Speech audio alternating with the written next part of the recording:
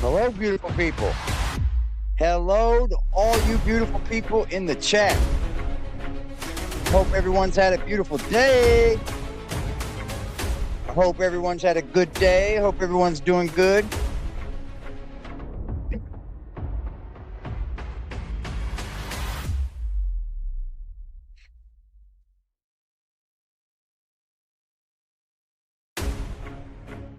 Everyone, put your hands together for a round of applause for Miss Rebecca. Coming to talk with AD, tell her story, her side of the story, all of her words. Nobody else's words but Rebecca's. Let's get to this, y'all. I love ya. See ya in the live stream. Alright, motherfucker, listen up. This is for the fucking homies steady giving no fucks. If you wanna join the party, put your middle fingers up. And when the music fucking hits, you better jump.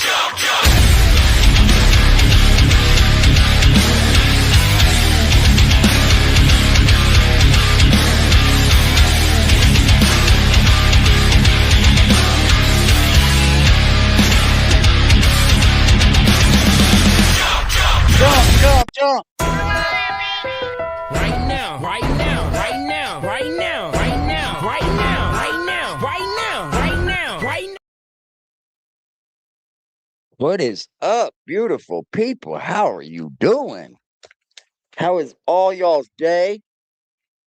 How is everybody doing on this fine Friday, everyone? It's Friday. Let me first thank Holly Jolly here for becoming a member. I appreciate you, Holly Jolly. Much love to you. Always. Thanks for joining up to the membership pro. Right now, right now, right now, right now, right now, right now, right now, right now, right now, right now, right now.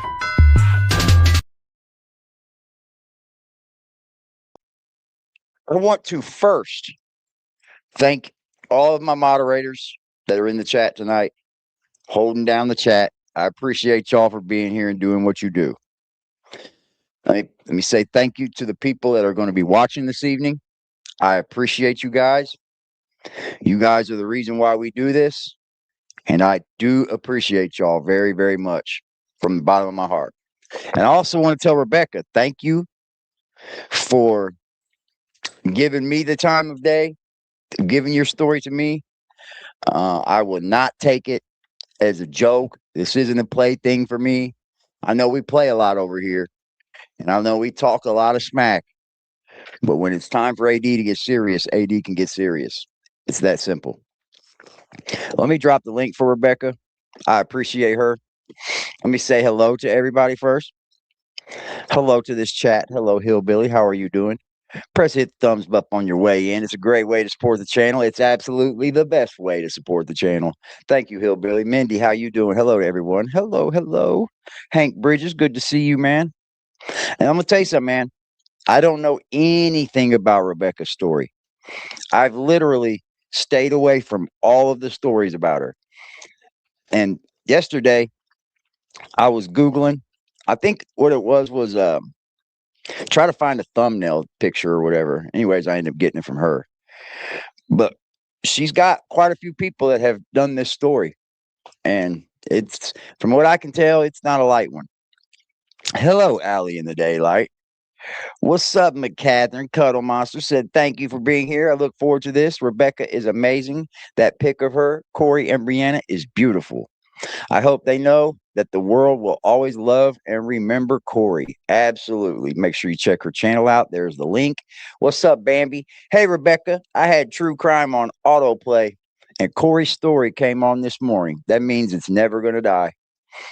That's good. Good. God love you all. I lost my only child to disease. The extra emotions that you all have to deal with is so unfair. It is. If you or someone you love is struggling with addiction, her channel and chat really do care and want to help. Don't be embarrassed, even if you just want to listen. I won't be commenting until I get my phone charged, but I'll be watching on TV, and I am so proud of Rebecca. Me too. She's come a long way, man. I want this story to be a story of, sure, it's a heartbreaking story, right? But this is a story of courage, a story of a mother, a grandmother that that has made it through it all. So let's not forget about how courageous this story is as well. What's up, Leesky? So shout out to you, Leesky. What's up, Rebecca? Good to see you, Mama. Let me drop you a link. Get you up in here. Get you up in here, Miss Rebecca, and all your beautifulness. Stacy, hey, AD, and Rebecca, you are a beautiful soul. We love you here. What's up? What's up? Good to see you, Mindy. Good to see you, Arista. Angela, Hummingbird, Predators. What's up, y'all? Courtney Reed. I got a little bit of Lisa. What up, Lisa? Marianne Bergman. Hey, D, Rebecca, and beautiful people. Shout out to Rebecca, man, because it takes some guts, especially to tell this story to lots of different people, man. Imagine about it. Like, I could barely even talk about my mom to other people. What's up, Kimmy KO? Good to see you, mama. Skaten, what's up, Skaten? She is a very nice lady with a beautiful soul. I agree. I agree. Believe it or not, I liked Rebecca over on Toddy's channel. I just couldn't support it alongside of her. You know what I mean? And that's sad to say, it really is, but that's just the type of person I am. Once a person shows me that they're just dirt bags, that there's no changing them, I'm good on them people, man. Hello, brownies. And I mean it when I say I'm good. I don't turn around and go, oh, let's be friends again. Nope. Nope. Thank you, AD. No, thank you, Mindy. Holly Jolly, Rebecca, love Rebecca. On the road. What's up? Thank God it's Friday. I know, right? It is Friday. Marianne said, Little Beto.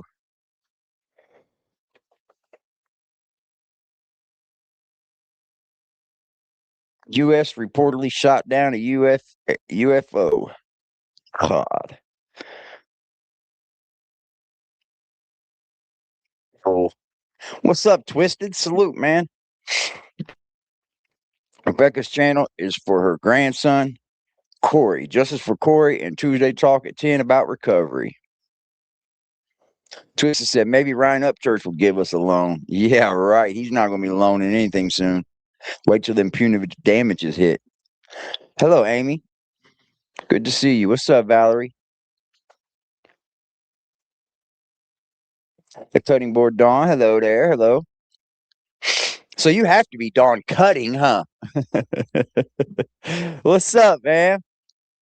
Fucking Holly Jolly. What's funny, man? Rebecca is here, everybody. Rebecca's here. Hello, Rebecca. Hello. Hey, how you How are doing? you? I'm good. How are you? Good. Good to hear, man. Good to hear. You in good spirits? Yeah, I'm on That's good. vacation at the beach and it's raining and about 50 degrees, so Wow. I'm having a ball. Mm, that But is awesome. yeah. Rebecca, what let's start off by telling everybody who you are, how you Sorry. who, how you grew up. Did you grow up in a two-parent household? Did you have both? We can wait. Sorry, It's let all me good. put these dogs away. You're fine, sweetheart. Do your thing. Poor All babies, little right. doggies. Sorry. They're little yappers and they're not home, so they're like all over the place. Oh yeah, oh Um yeah. Tell everybody how you grew up. Did you grow up in a two-parent household? Did you have, a good family? Did your upbringing, and then just kind of take it from there if you'd like. Yeah, I had two parents. We were very poor though. Like, I kid you not, sometimes we didn't have electric in the house. I mean, we were poor. Both parents worked, but they just didn't make a ton of money. And, I didn't have everything that everybody else had, but it's whatever. Yeah. Um, I did know that when I grew up, though, I wasn't going to be like that. Not that they could help it. I'm not saying they did anything wrong. Nobody did anything So, they, wrong. so It's you just so you grew up. So you kind of grew up getting taught, to do better. You basically had an everyday right. background like most children, right? Yeah, but I, I currently live in pretty much the same town I grew up in. That's awesome. Oh, she left us. Melissa, how are you doing? Good to see you, Melissa. Good, thanks for being here. A heavy story that people need to hear from different angles. Heartbreaking. Rebecca, sending love. She dropped out on us. Florida, what up, Florida? Chris, how are you doing? Rebecca is a warrior. Yeah, you have to be. What's up on the road?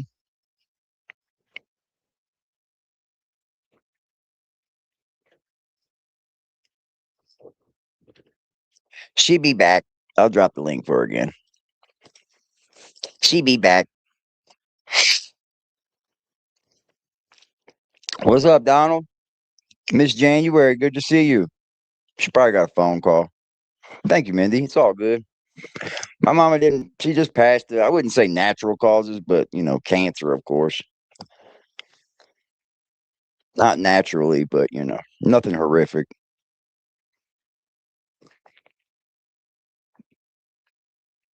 Yeah, she's a much better soul than Toddy, man. Hello, welcome back. Sorry, it's just the weather's so bad here. I get it. I It's don't all know if it's good. going to keep going in and out.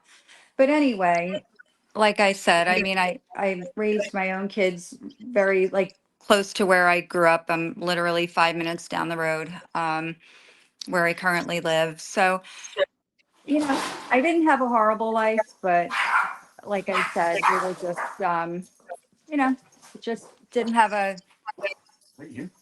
I, we didn't have like, a ton of money and stuff. So it was rough growing up like that, when other I people get had so much. But, like I said, I wasn't going to be like that when I grew up. I had, I just wanted to do better. Right. So, I guess, I don't know. I got pregnant really young, and had my first child when I was 15. Okay. And life didn't end though. I was okay. My mom Yeah, helped me. that's not abnormal for a 15-year-old to have a baby, especially these days. It was a little bit different back then, but Back when I not did much it, different. it wasn't the thing to do back then. It was, you didn't tell everybody, you didn't flaunt it, it wasn't really the Yeah. thing to be doing. Now it's more common, obviously, but but life wasn't over.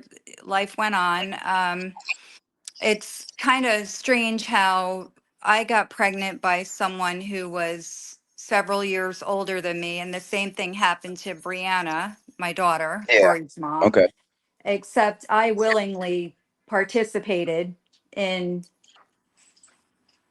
becoming pregnant, and my daughter Brianna did not. Um, if that makes sense. Yeah.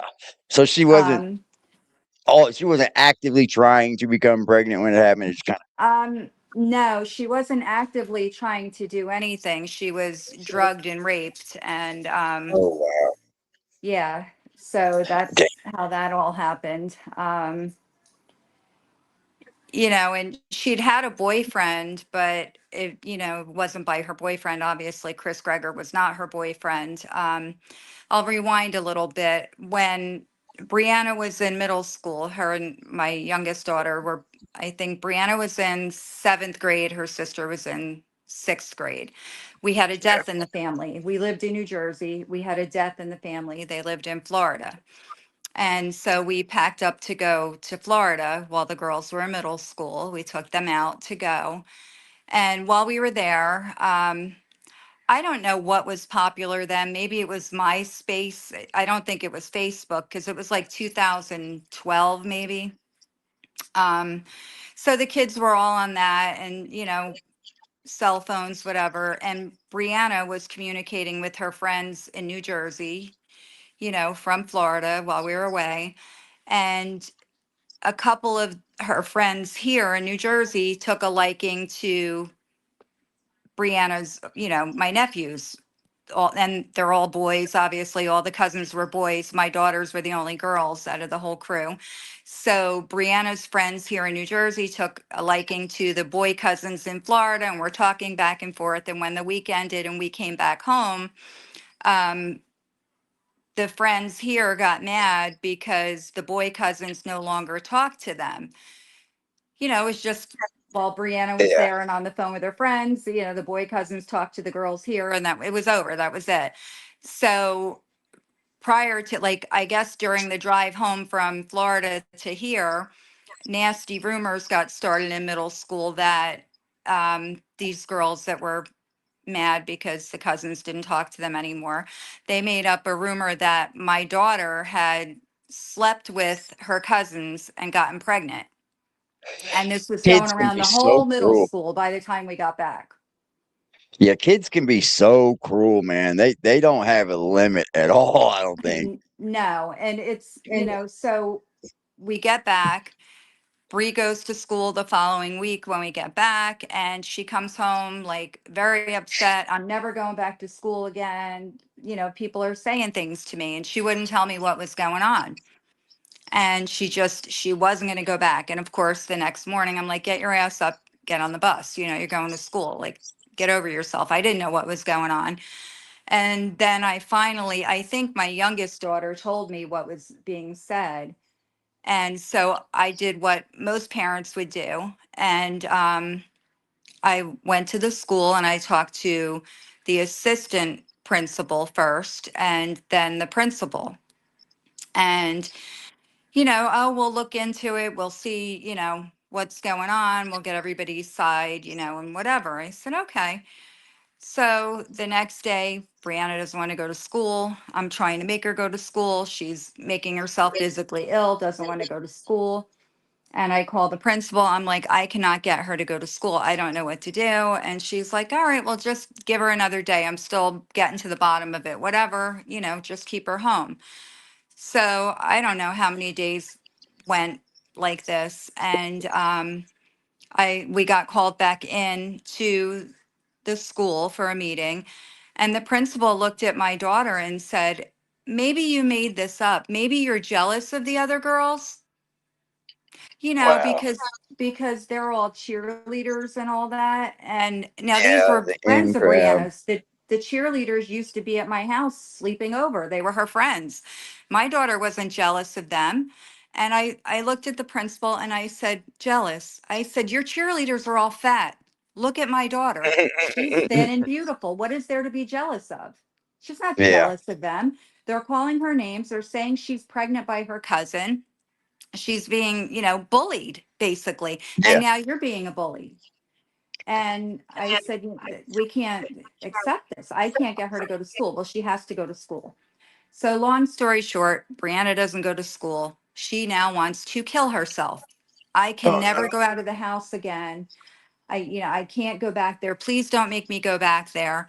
So, I called, I don't know if every state has it, but I ended up calling I don't know if you'd call it like a crisis hotline. It's called mobile response and it's for like a Okay. mental health crisis or something. Right. Cause I didn't know what to do with my kid who wanted to kill herself. She went from having Absolutely. all these friends and having a life to wanting to kill herself. Yep. And I didn't know what to do. I couldn't get her to go to school. I couldn't get any help from the school. It was just really bad. So anyway, we got this mobile response, and then they recommended seeing a psychiatrist and, a therapist and all this. So the psychiatrist had one session with her and said, you can't send her back there. You can't put Ouch. her back in that environment right now. She's really, you can't do it. And I said, okay, well, what do I do? And he's like, I'm going to write you a note. They're going to have to give you a tutor. She's going to have to be, tutored. They have to provide that for you. She's, it's medical, whatever. I said, okay. So I went to the school the next day, told the principal, here's a note from her doctor, a psychiatrist, and, whatever. And okay, we're going to set up tutors at home. I said, okay. So meanwhile, nobody knows that my daughter's under psychiatrist care or anything. I didn't share that with anybody. And I start getting these parents calling me. Hmm. We don't think it's a good idea that so and so comes over and hangs out with Bree anymore Oh after, wow. all that's going on. And I'm like, what are you talking about? Well, seeing the shrink and all that. I'm like, who So told you it's that? got around from the principal then. Yes. Oh my God. So I'm like, this is getting worse. Like, this is getting really bad. So I'm like, whatever, keep your kid home then. What am I going to say? So it got to the point where, so a few days pass and the principal says, we're starting this new thing. We decided to use Bree as an experiment. We're not going to have a tutor come to your house. We're going to have one of the high school teachers, a Dr. So-and-so, do a Zoom class with her. We're Okay. not sure how it's going to work. It's a new thing to us, but, would you be open to that? And I said, whatever you tell me I got to do, she's got to be in school. So the Right. way it was supposed to work is this doctor, whatever his name was, a teacher at the high school, was going to have a laptop set up, and Bree was going to have her computer, and she was going to be able to see everybody in the classroom. They would be able to see her, and she would be able to follow along with the class, and it would kind of be like she's still kind of with Right there in people, but class. Yeah. right. So, Yeah, my you daughter know, graduated using that system.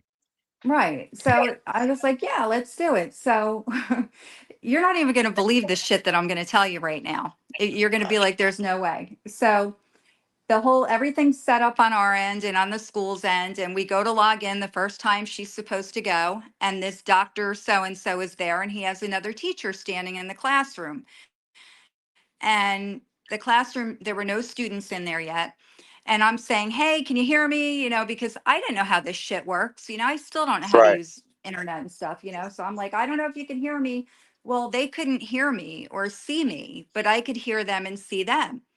So Yeah. the teacher, the doctor, professor, whatever his name was, says to the other teacher, he's trying to pronounce my last name. And he's saying, what is that? Italian? Probably mobsters or something. Wonder Oh wow. what kind of skis ball has the name Vito? And he's making fun of my husband's first name, and I'm like, dude, I can fucking hear you. I'm yelling into the computer like, I can hear what you're saying. And now meanwhile, Brianna's sitting next to me and she can hear this. So now Yeah. this is like the teacher who's supposed to teach her is now becoming a bully and bullying Yeah. us, right? So That's I wild. call my husband at work and I'm telling him what's going on, and he's pissed off. So we call the superintendent of schools. We go above the principal and we're telling him like, this is what's happening. And, that the doctor, whatever, was saying this to another teacher about us. And this is unacceptable. You have to do something else. We can't do this. This person's not going to teach our kid or whatever. Well, that didn't, nobody wanted to hear it. Nobody wanted to believe it. So I didn't send Brianna to school the next day or the next day. We didn't sign on to this virtual thing with this asshole teacher. Of And I'm course. sitting at my house. Brianna's in her room and we're like, I don't know what I'm doing at this point. We didn't know what we were going to do. And the cops knock on my door. Oh wow. So I called Vito before I opened the door and I'm like, the fucking cops are here. He's like, just shut up and answer the door. Like, just, you don't know what Right. they're Just like there a for. husband would. Yeah. Right. So I go to the door and I open the door and I'm like, can I help you? And the cop says, yeah, Bree here. What? You're our mother. And I'm like, yeah, my daughter's here. What's the problem? Where's she at? I said, she's in her room. Where is it? I said, what's going on? And she's like, she's going to get dressed and she's going to get in my car and I'm going to take her to school. Now, Mm. meanwhile, Bree opens her bedroom door. Don't make me go, like hysterical. And meanwhile, I'm on the phone with Vito and he's yelling, like, tell that bitch to get out of my house. Who is she? Like, who does she think she is? Yeah. And she insisted she was taking Brianna out of there. And I said, she has a doctor's note to be out of school. And, oh, well, you have tutoring and she's not complying or whatever. And I said, well, there was an issue with that. Well, she's got to get dressed and go with me. And she's like totally ignoring me and telling Brianna, you have to go. And Brianna's flipping out. So needless to say, I said a few choice words and I kicked the officer. I said, you can leave now. I need you to get Yeah. out of my fucking house. You got to go. So she leaves and I called the psychiatrist and it just got to the point where this wasn't going to work with this tutoring thing. Obviously, the school district wasn't going to work with us. So what we ended up doing was we put our house up for rent where we were living and we moved a few towns away and we rented a Thinking that house was a few towns away so the kids okay. could go to a different school. Right. And so they went to Catholic school for the rest of middle school because after Bree left school, her younger sister started getting bullied by the same bullies. Yeah, that's how it Right. usually goes. Right. So we had to take her out too. And then we moved to a different town. And, Bree didn't have the same friends. She started hanging around with different people that she didn't hang out with prior to this. And I was just grateful that she was making friends again. So I was happy. And Right. then, she had this boyfriend that we didn't really care for, but we were just happy she was being normal again. And, so she's in, now we get out of middle school, she's in high school, things are going pretty good. In between there, we find out that the boyfriend Brianna is dating, the father of this boyfriend is the local heroin dealer. Oh man. Right. So Whew. my son Gino, as you guys know, died of an overdose. He had been taking pills, and I didn't realize that he was hooked on these pills because he was seeing a doctor. He was now 18 and he could go to the doctor on his own, whatever. But when he met up with this kid that Brianna was dating, the kid told him, oh yeah, my dad, he can hook you up with I don't know the correct terminology, but I believe the heroin was $5 a bag or whatever. So as Lord. opposed to paying $20 for a pill, you could Yeah. get a bag of dope and whatever. So apparently Gino started being one of their number one customers. So then I found out and I made it my mission to become a police officer in my spare time. I Absolutely. wasn't really a cop, but Right. I thought I was. I sat outside this house and I took down every license plate of every car that went there and what time it was. And a lot of the kids I knew. Yeah. And I would write their names down and I would call my local police department. But remember, I told you I kicked the cop out of my house. And so the cops didn't like us anymore in that town. Hmm. So they didn't want to hear me. They kept saying, yeah, yeah, yeah, whatever, whatever. Okay, we'll write it down. We'll check it out, whatever. They didn't want to hear about it. So I went above them and went to the county level. And I called like the DEA. I called anybody that would listen to me. I probably called the FBI at that point about this heroin dealer. Um, so And that we, that alone right there would take a toll on a mother. oh, That it just did. in itself. I can imagine. Your daughter's dating the guy and your son's going to the guy's father, and just as much as you don't want your kids or your family around these people, the kids do want to be around them. So it's kind of like it's a double negative, and the more you try to stop the children from being around them, the more it becomes a headache for you. Right. Totally. And, so what was I going to do? I had gotten into so many confrontations with the father, the drug dealer guy. He ran me off the road a couple of times. I ran him off the road a couple of times. We would go at each other and he would laugh in my face and I'd say, I'm taking you down. You know, I'm going to take care of this. I'm going to take you, you're going to be out of business, whatever. And he would laugh at me. So, finally, somebody in the county level said to me, "Hey, your daughter goes over there, right?" And I said, "Yeah, but she doesn't do drugs or anything. You know, she's just dating the kid or whatever." Yeah. So it was, he said, "Well, would she, you know, can she tell us where he keeps stuff?" And, you know, they were asking me questions. And I would say to Bree, "Hey, like, where does Tim keep that stuff? Like, you know, what do you know about what's going on there?" And she'd be like, "I don't really know. I mean, a lot of people come and go." Like, she didn't know what was really going on. And I believe that. And, you know, so months passed by, and the boy that Brianna was dating ends up in juvenile, whatever. He was just, you know, doing stupid stuff, right? So he ended up going into like a juvenile center or something. And things were fine. Gino was now, we figured out he had a really bad problem, and he was probably at this point going to Florida to rehab for the third or fourth time, but he was not home. I have an older son who was in his, I guess, late 20s at the time. He lived at home with us. He had just moved back home, and Brianna and her younger sister. And my husband said to me, "Why don't we go away for the weekend?" And I said, "The girls don't want to go. Like, teenagers don't want to go away with mom and dad. You know, we had Yeah, they a want to be big, with their friends. right.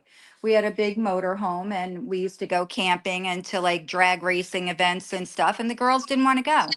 So he's like, "Leave them home with Jimmy. We're only going to be like an hour and a half away. They'll be fine." And I thought, they will be. My kids don't get in trouble. They'll be fine. Jimmy will Right. be home from work at 10 p.m., you know, so they sit home a couple hours alone, you know. So we go. Well, we have all these surveillance cameras around our house. You could see the road out front, you could see the woods, you could see the sides of the house, you could see the hallways upstairs and the whole downstairs, but you couldn't see in anybody's bedroom or the bathrooms, obviously, Right. privacy, Just right? all entryways. Right. So Vito, my husband's outside. I think we were at a drag racing event. So he's out on the track, and I'm sitting in the pit area in the camper. And I decide to check the cameras, see what's going on at home. And I look and I'm like, "Who is that?" And there was this guy. He was, you know, he looked a little bit older, and he's coming. I couldn't tell what bedroom he was coming out of, but he had on pink, white, and blue Hollister boxer shorts. I could see it clear as day. And he's scratching his nutsack walking into the bathroom At your fucking at, house. at my house. And I'm like, and I'm thinking, Gino's not there. It's not him or his friends. It's not my Right. other son. So I call Bree. I don't get an answer. I call Nikki, my youngest daughter, and she's like, "I'm at, I don't know, one of her friends' houses." I'm like, "Okay." And I call Jimmy. He's like, "I got to work a little bit late. I'm not going to be home. I don't know who's in the house." So I'm like, "Shit. Do I call the cops? What do I do?" You know, so I said, Vito came into the camper, and I said, "Hey, there's some guy in the house or whatever." He's like, "Well, call Nikki, call Bree, call, you know, whatever." So we go back and forth, and I find out that I guess Bree's friend had invited a couple people over. This is what I was told. And I said, "Okay, we'll get him out of the house." Nobody says another thing. And, you know, I'm like, "Just get him out of my house, whatever." My son comes home from work. Nobody's in the house at this point. But we pack up and come home the next morning anyway. We're like, "That's it. We're coming home." Okay. So we get home, and I kept saying, "Who was the guy on that?" Nobody would say who it was, whatever. So I guess about 2 or 3 weeks after that, I don't know how long it was. I'm in my bedroom upstairs, and I hear the kids out in the backyard sitting out on the patio by the pool. And who should appear? The guy with the pink, white, and blue Hollister boxer shorts, but he had clothes on this Oh, time. And I'm like, "That's him." So, you know, I got myself out that door. I went outside and I said, "Hey, who are you?" And he told me, he didn't say his name was Chris. He didn't say who he was. He gave me yeah. a different name. And I said, "Where are you from?" "Oh, South Brunswick." Well, he lied. He was from Monroe. And I said, "How old are you?" "Oh, I'm 17, about to be 18." I said, "All right, whatever." And I just sat out there and made it really uncomfortable because something about him, I didn't feel good about him Right. being there. Yeah. I don't know what it was. I can't explain it. Well, as parents, we got good instincts. Right. So, um, he didn't stick around. He had a friend with him. They left pretty quickly when they realized, like, oh, mom's going to sit out here with us, whatever. Yeah. So we'll fast forward a little bit. We're getting ready to go on a vacation. The kids are coming with us, and Nikki and Brianna's best friend come to my bedroom door and they said, Brianna wants to talk to you in the backyard. And I said, okay. So I walk out and she said, I went to Planned Parenthood today. I said, why? And she said, I'm pregnant. And I'm thinking, oh my God. And I'm like, not really, it's not registering in my head that her boyfriend had been in the juvie, whatever hall. He couldn't have gotten her pregnant. How pregnant is she? Was it before he went? I didn't know what was going on. And I just, the only thing I said was, well, what are you going to do? And she said, I'm going to have it. I said, okay, that's that. So I went in and Vito said, what's going on? I said, Bree's pregnant. And he's like, oh, Jesus. He was mad because he's thinking it's the boyfriend who we didn't really care for because of the situation. And I didn't say otherwise that it couldn't have been. I didn't, because I didn't really know. So we went on our vacation and we come back home. And right from there, we're buying baby stuff and we're going to have this baby and we're going to help our Yeah. daughter have this baby. And then, Brianna had, the kid had come around another time. It's Chris Greger, the one who Okay. killed my Yeah. grandson. Um, and I just thought he was creepy. And I said to Bree, what the hell? Did she ever? Why is this? Did she, sorry. Did she ever tell you how they met? Or She told me that he was the older brother of somebody in her grade that she went to school with. She knew the younger brother or whatever. And that she didn't like him, that Kayla did, her friend. So she had nothing to do with him, whatever. But then she said, that she, the pregnancy's progressing and, the kid that she was dating kind of knew the baby wasn't his and they were fighting and stuff. And I'm like, I'm still kind of like not knowing what's going on. And, so, we'll fast forward to Brianna goes into labor and Corey is born, right? right. And so she gets home from the hospital, they get discharged, she brings the baby home. And by this time, we moved back to our house in Monroe that we left because of the bullying and all that. We moved back there. And we're home from the hospital a few hours. It's about probably, it was dark out, it was getting late. And I heard the doorbell and I happened to go downstairs and who should be sitting there? Chris Greger. And I called Bree out of the room and I said, what the fuck? I don't like him. Why is he here? He's helping me with my math homework because at this point we enrolled Brianna and her younger sister into, we were homeschooling them at this point. He's Okay. helping me with my math homework. He's going to be a teacher and he's really smart and whatever. I said, all right, that better be all he's here doing, not Right. knowing what had happened and that he was Corey's dad. Yeah. Still not really knowing any of this. And, that after that night, my husband lost his job and decided within just a few days that I'm going to go down to Florida. We're moving to Florida. I'm going to go down and buy a house. So him and my youngest daughter flew down to Florida and he bought a house within a few days, came back and he said, we're moving to Florida. And I said, okay. And he's like, well, you're not coming because you got to stay here in New Jersey because you have a good job. You can't leave your job. We need the money. I'm like, oh, okay. So you're going, but I'm like, how's this going to work? He's like, well, I'm going to go down and Nikki's going to go, or Bree and the baby, Bree and Corey are going to move down there. Nikki's going to stay up here with you. My youngest was going to stay here. I'm like, okay. So I didn't know how that was going to work. And it obviously didn't work because I'm divorced now. So we see how that worked Yeah. out, right? That kind of probably was the beginning of the end, right? Right. So, I mean, it lasted a couple of months like that, but what should happen? I'm staying at my sister's at this point because then we rented my house out in Monroe again. Vito's at the new house in Florida. I move in at my sister's house with my youngest daughter. And Vito calls me. He's like, that fucking weirdo's here. And I'm like, what weirdo? He's like, that kid What? from New Jersey. And I'm like, who? He's like, that big doofy one. I'm like, Chris Greger? He's like, yeah. What the fuck's he doing here? I'm like, I don't know. What? So I said to Nikki, that fucking asshole's at the house. What's going on? And that's when Nikki told me, I think, that Chris might be Corey's father Okay. and that Chris was going to school in Florida. He started going to college in Florida. It just seems so weird that we moved there and now he's going to college there. It was really odd. Yeah. And so I said, well, what's he doing at the house? He wants Bree to do a paternity test. And I said, all right, well, we can do that. Well, Chris thought that you could go to Walgreens or CVS and buy a paternity test off the shelf and pee in a cup and it's going to tell you if, whatever. He didn't realize you had to send it into a lab. You have to swab your mouth, send it in and pay a couple $100. And he didn't want to do that because the credit card he had was, I guess, from his parents and they would know something if he was doing a DNA test. So he decided it wasn't going to happen. So he might have visited a handful more times while we were in Florida.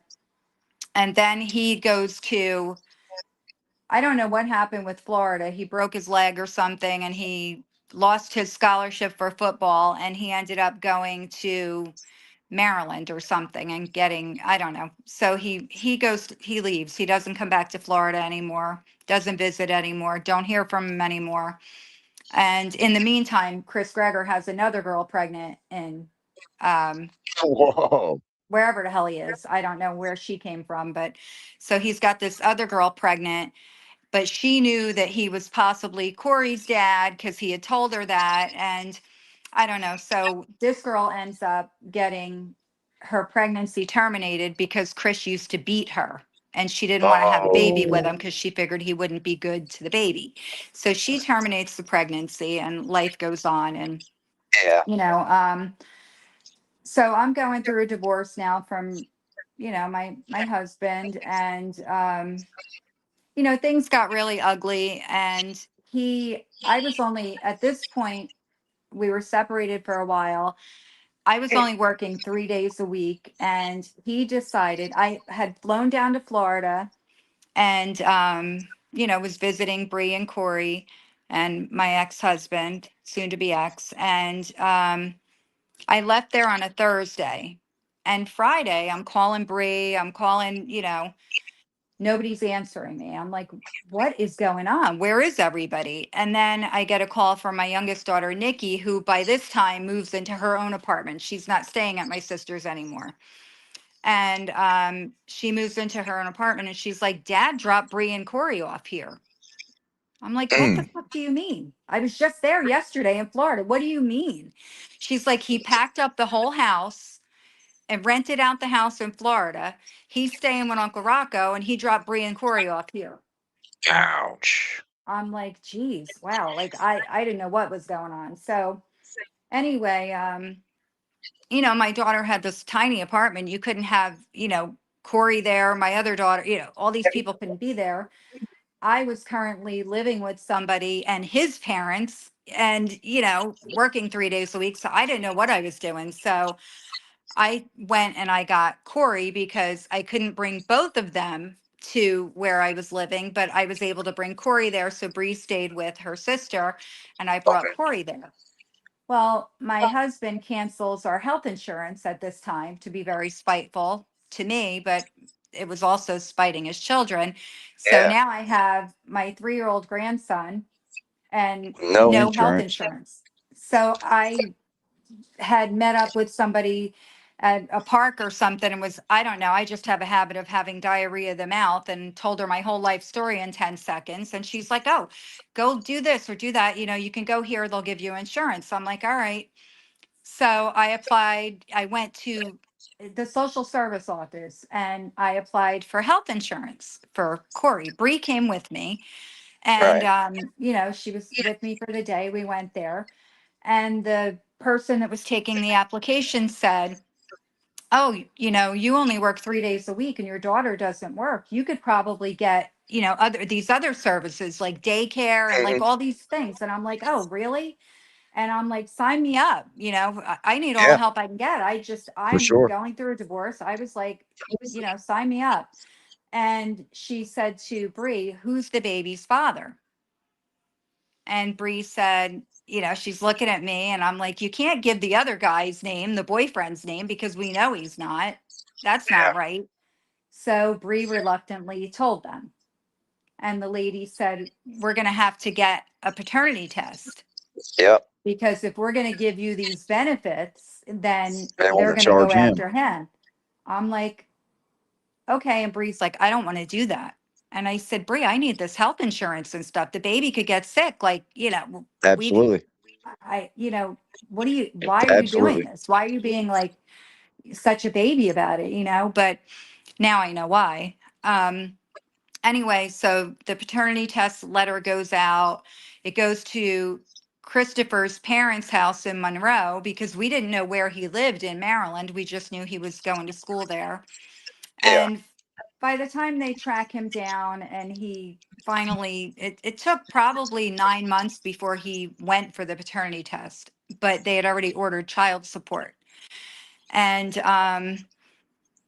so at this point, I remarried. I got married to somebody pretty much because I didn't know how not to be married because I had Oh, been I get married it. for I 20 understand. something years. So I needed to be married again because that's what made me feel stable and whatever. So I Absolutely. remarried again in this time. And, Brianna came to live with me and, Corey came to live, we were all living together.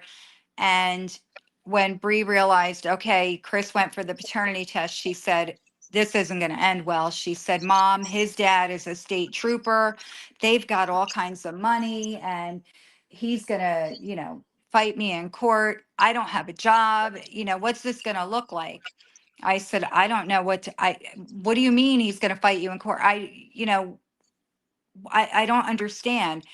And then she told me the whole story about the drugging and drinking and raping and all this stuff. And I was like, are you Yeah. kidding? Like, are you kidding me? So, we called the Kids, kids, police where it kids hide things happened. from their parents.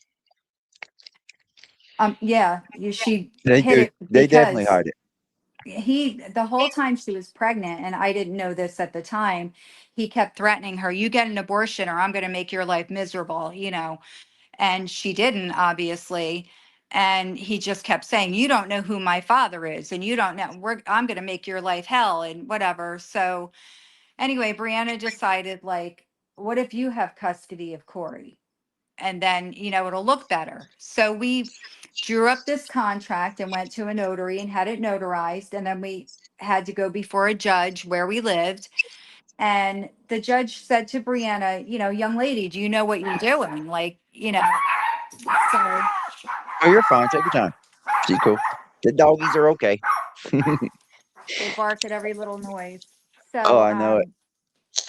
she just said, yeah, she knew. And, she lived at home. So it wasn't a big deal. It was just a piece of paper. Yeah. She was still taking care of She Corey and trusted you. Yeah. right. So it was just on paper.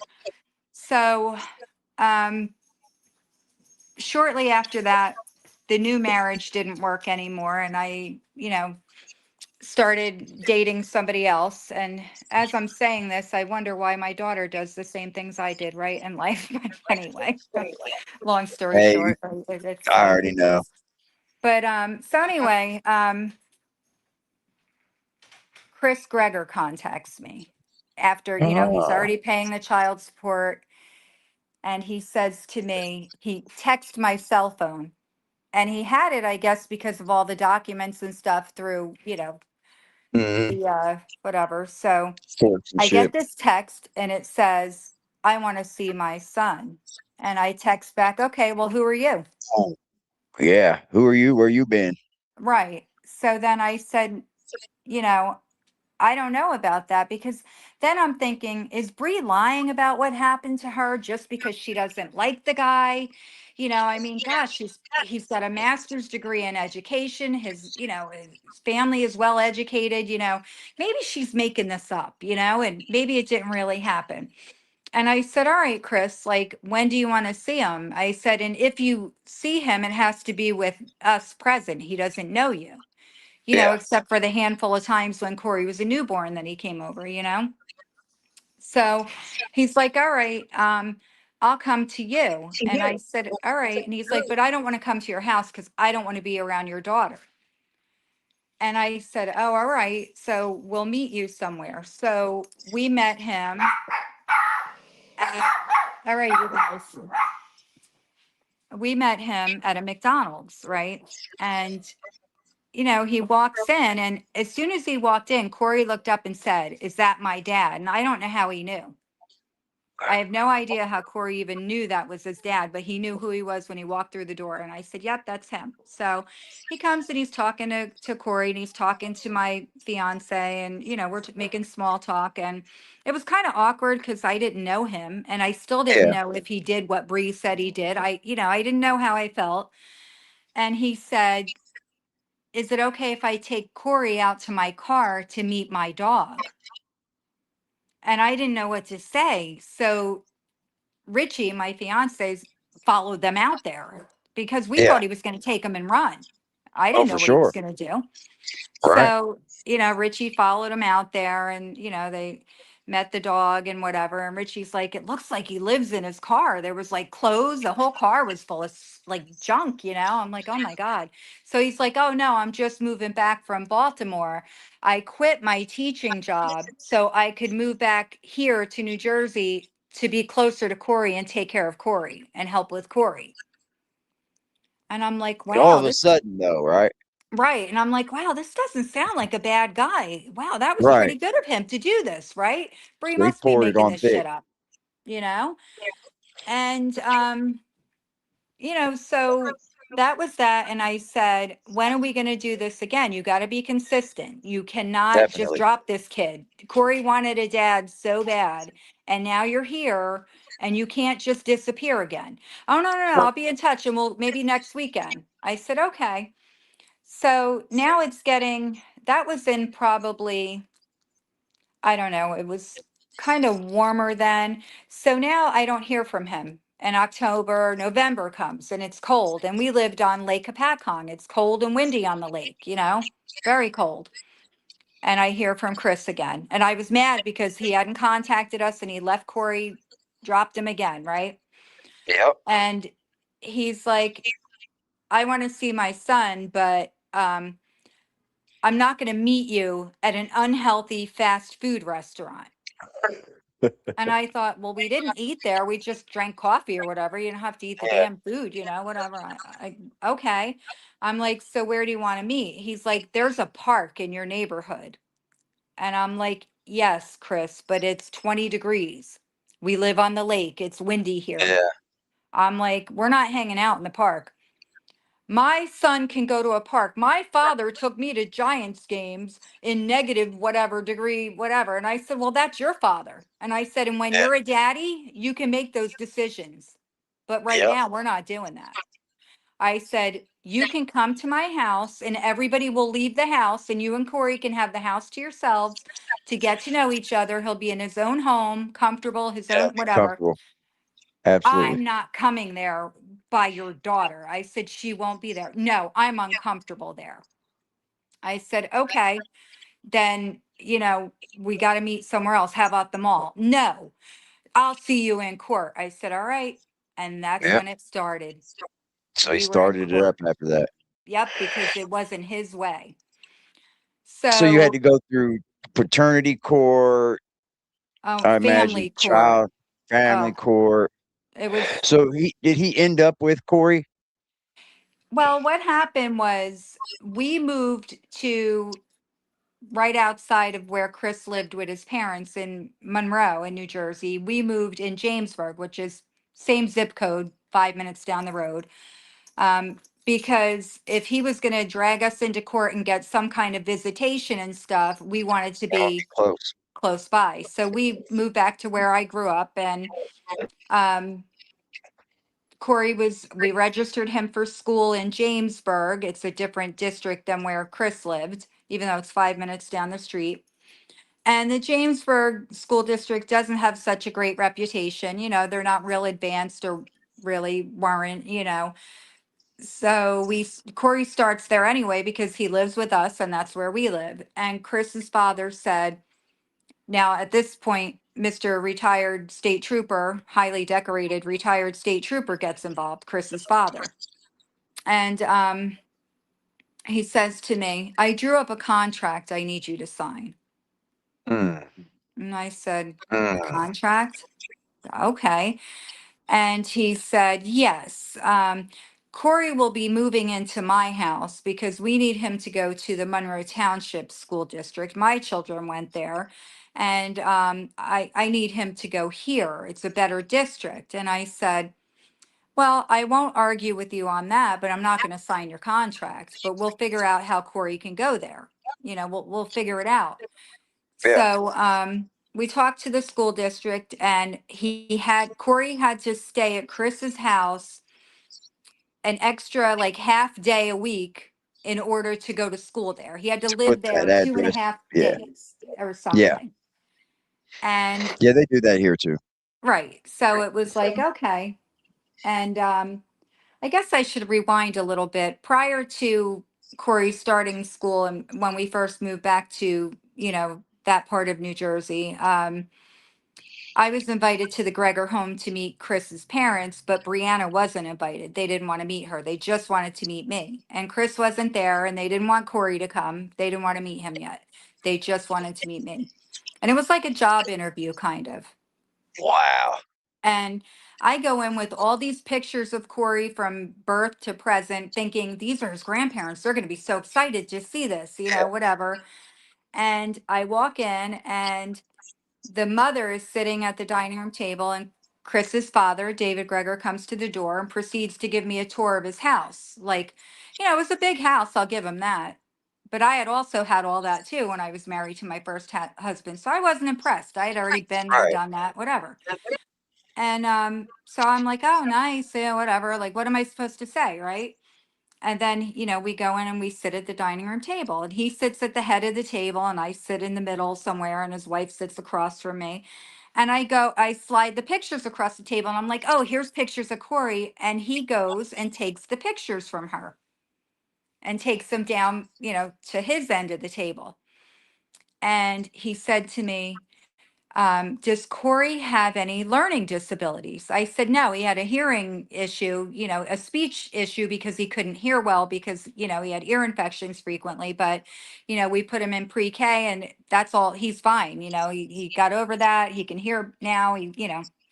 He's fine. His speech is great. He just had like to go out for speech class during regular school hours, and that was it.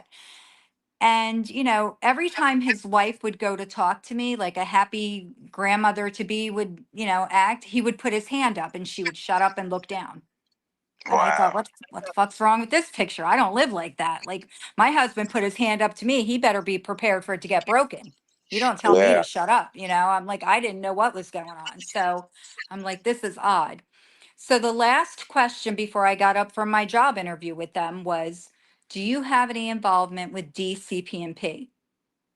That's Child Protective Services. And I thought that is an odd question to ask somebody, Yeah. right? And I said, no, okay. And that was it. And I left. And they said they would be in touch to schedule when they were going to meet Corey, their grandson that they just found out Yeah. about, right? I'm like, okay.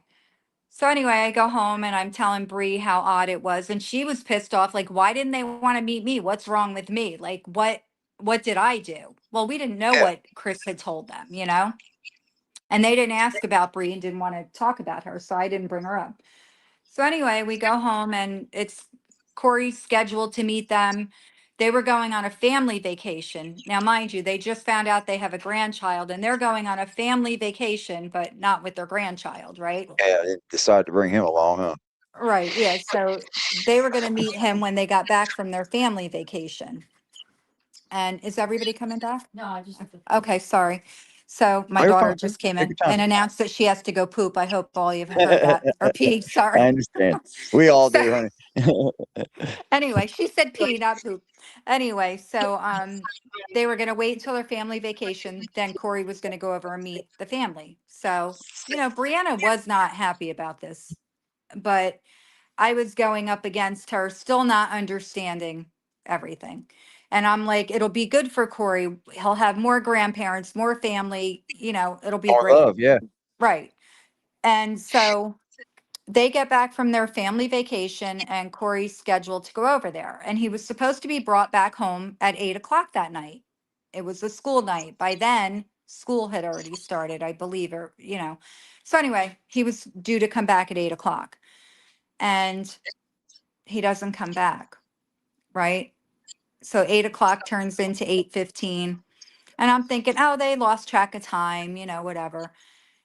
So about, I guess, 8:15ish, I started really getting nervous and I text Chris and I don't get any response. I text his father, David Greger.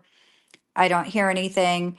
I call and David Greger answers the phone. He says, here's the thing.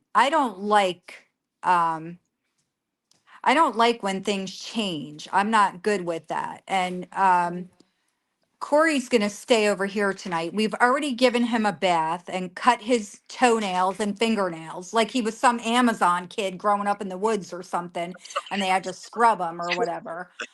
And I said, no, sir, he will not be staying there. He doesn't know you people. I'm sorry. I know you're his grandparents, but I can't. Gotta get to I know you. can't let you do that. You're going to have to move into this a little slowly. I said he needs to come home. Well, he didn't like that, but anyway, I'll have Chris drop him off. I said, "Thank you. I appreciate it. And a little bit later, Chris pulls up in front of my house and I open the garage door because we would come and go through there.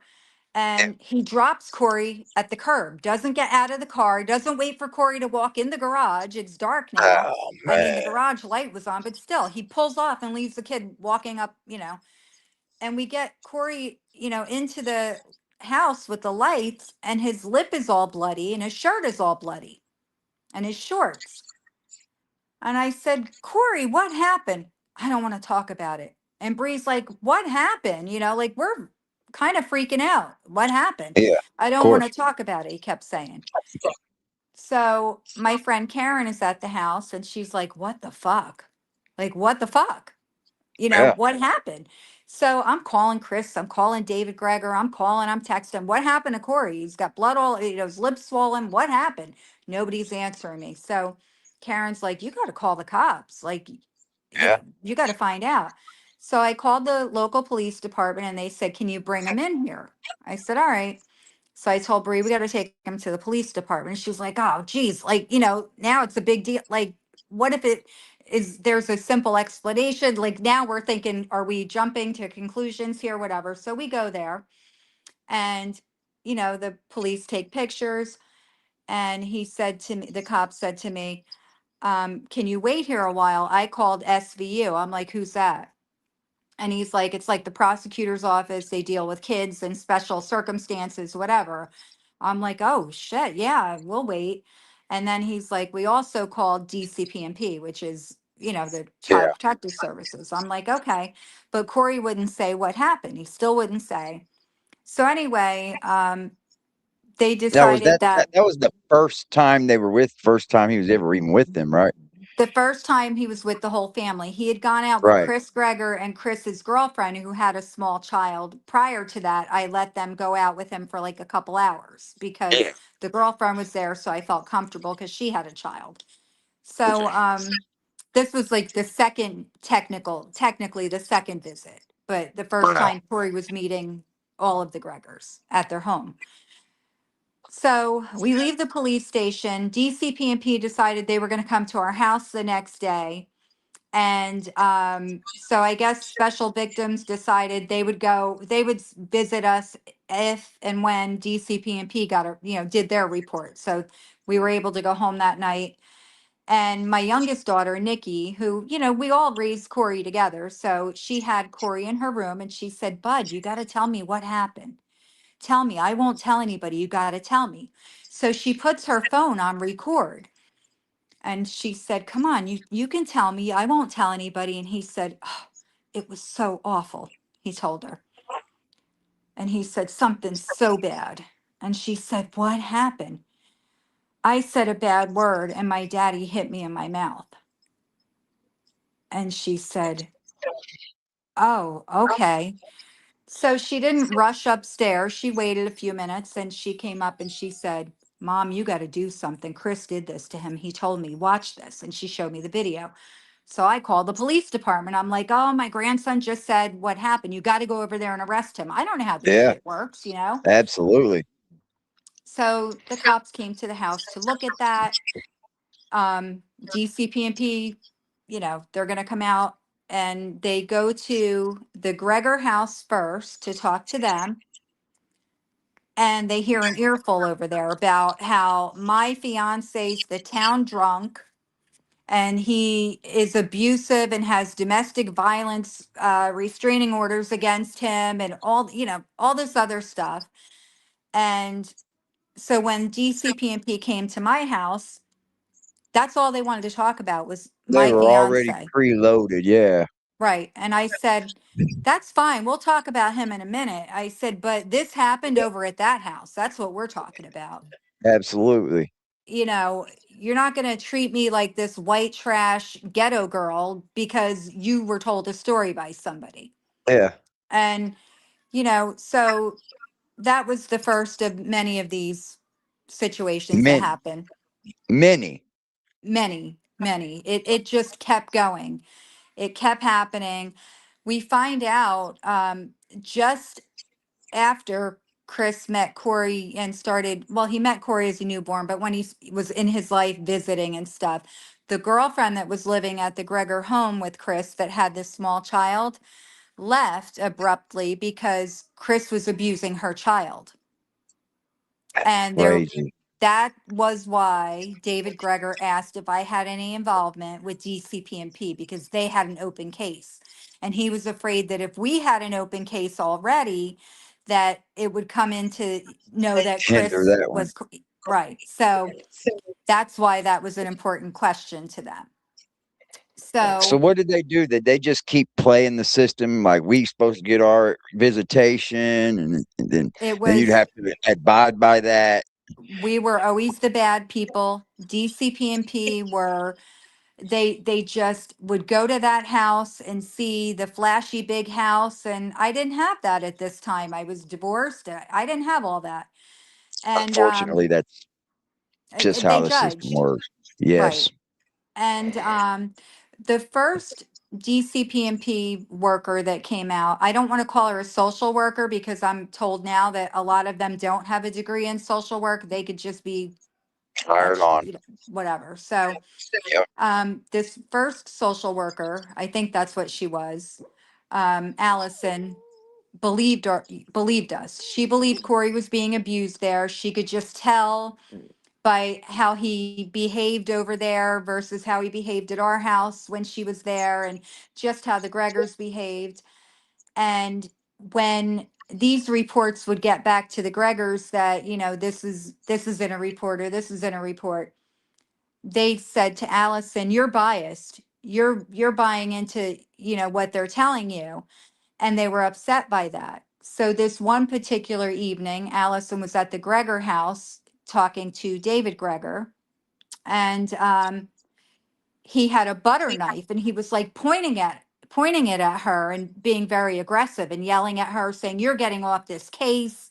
I'm asking for a different social worker. You're biased," whatever, to the point she felt threatened enough to go out to her car and call the office, and they were sending another social worker out to meet to go in with her as a like buddy system. Holy To moly. me, why weren't the cops called? Why wasn't this taken as a threat? And why was Corey left over there for And this his is you're in a small visitation? town too, right? This is a small Right, town.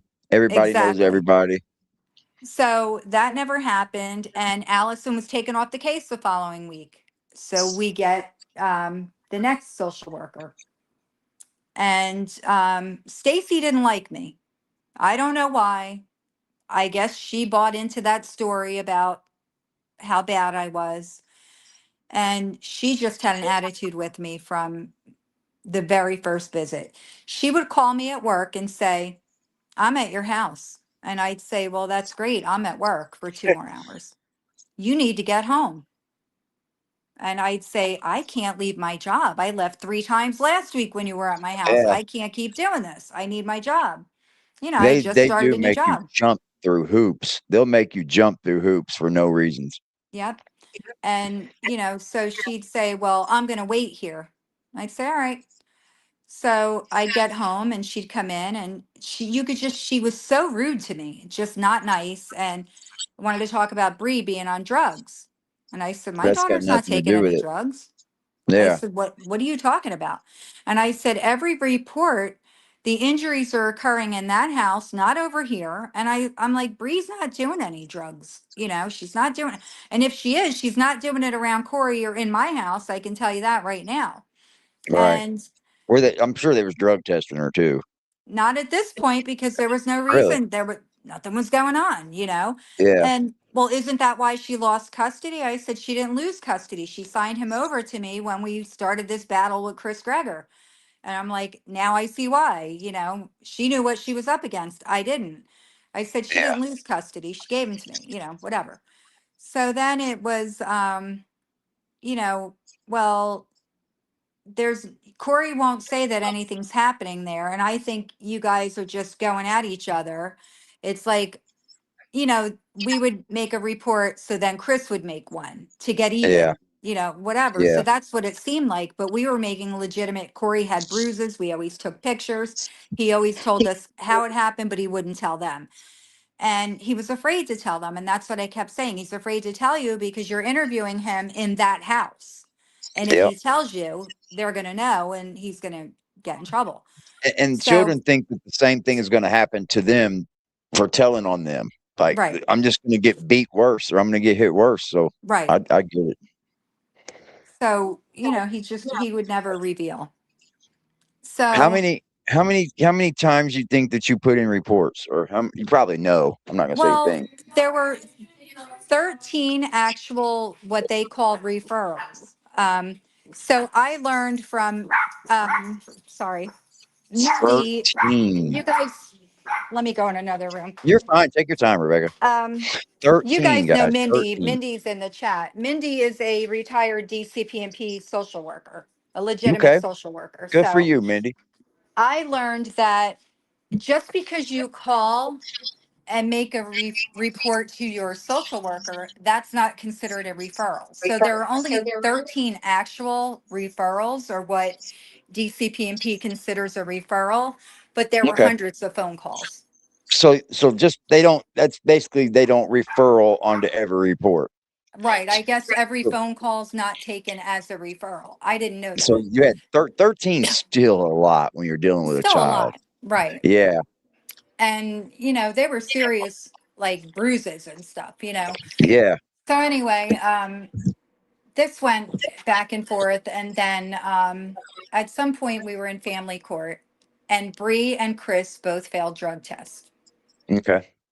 Okay. Different drugs, but yet they both failed a drug test. Right. Gotcha. So it was ordered. Hi. Hi. Sorry, my granddaughter just You're walked in. good, baby. Take your time. Um, I'm doing some work right now. I'll be out. You want to say hello real quick? No, she doesn't want to say hi. She got shy. Um, so it was ordered that they both go to, I don't know what they would call it, but they both had to go for a urine test and talk to somebody like once a week at this outpatient thing, right? So Yeah. Bree goes. Bree doesn't want to have any trouble. She goes. Chris never goes. And there's always a reason why. Oh, he worked late. Nobody ever made him follow through and show up. But Bree was being threatened. If you don't go, you're not going to be able to be around your son. If you don't Totally go. one-sided. So Chris never goes, So right? it was So all then one-sided one on that sided. tip. Right. So Bree goes every week. She's doing what she's got to do. And Bree moves out into her own apartment with this boyfriend of hers, right? And she called me and she's like, Chris is outside my apartment. And this was when Corey was at his house. It was his parenting time. So Corey was staying over at his house, you know, where he lived with his parents. And I'm like, what's he want? She's like, I don't know. I'm going to go out and find out. So Bree lived in an apartment complex. They're like garden apartments. So everybody knows your business. When you park, your Yeah. headlights go into somebody's window. So people are looking out the door like, who's out here, right? So apparently, before Bree walked out there, one of the neighbors must have called the cops and said there was a car like sitting out there idling with a guy in it or whatever. And they didn't know who it was. Sorry, I'm getting real close to the phone because I'm You're trying to good, baby. plug it Take your in. time. Yeah, you're fine. You're doing So good. Bree walks out and she gets in his car and she's talking to him for a minute, like, what are you doing here? Whatever. And he's like, oh, why don't we hang out? Corey's sleeping. He's home with my parents. Why don't we hang out or whatever? And she's like, I don't want to hang out with you. I live here with my boyfriend, whatever. And just like she's in there for just a few minutes in his car, and the cops pull up, like several cop cars, and they surround his car and they come over to the car and they start talking to him on one side, her on the other. And they asked her if she had any drugs or anything on her. She said no. And obviously it was Chris's car that they were in. And I'm in this house that has no electric outlets. How'd that happen? Go figure, right? All So right. hold on a minute. You're Guess I fine. gotta move furniture. I think I got one. Okay. So they search Chris's car and they find drugs and syringes and whatever and marijuana, and he gets arrested. But Brianna doesn't. So Okay. he's trying to say she set him up, which she didn't. You know, the neighbors called the cops, whatever. So anyway, he gets arrested. I go to court the next day because I still have custody of Corey and Chris has custody. And then, you know, Right. at this point, we have shared custody. I hadn't yet given Bree custody back. So I go to court the next day and I say he got arrested for drugs, whatever. I got full custody. Chris lost custody and he had to have supervised visitation. So I thought, oh gosh, we're getting somewhere. We're winning this now, right? Yeah. We're going to see what he's all about. And so the social worker or the DIFUS DCPMP worker that didn't like me, Stacy, is going to supervise the visits, right? So she's going to come and pick Corey up and take him to wherever they're going to do the visit. And Corey's kicking and screaming, I don't want to go with him. I don't like him. He's mean to me. And I called Stacy. I'm like, he doesn't want to go. And Yeah. she's like, well, he has to. So I'm at work. And now, after this whole episode, um, it's somehow I don't remember. I'd have to check back. I got to think about this. But anyway, Well, I believe. um, Bree's living in her own apartment. Oh, so they're picking Corey up from my house to go for his first visitation. And Nikki, my youngest daughter's with him. And Stacy comes and Corey's hiding in the bathroom. He locks himself in the bathroom and he's carrying on. And Nikki calls me at work. She's like, Mom, he doesn't want to go. Do you hear him? He's throwing a fit. He's crying. He's like throwing up, you know. And I said, put Stacy on the phone. I'm like, well, what are we going to do? You can't make him go, right? And she's like, oh, he has to go.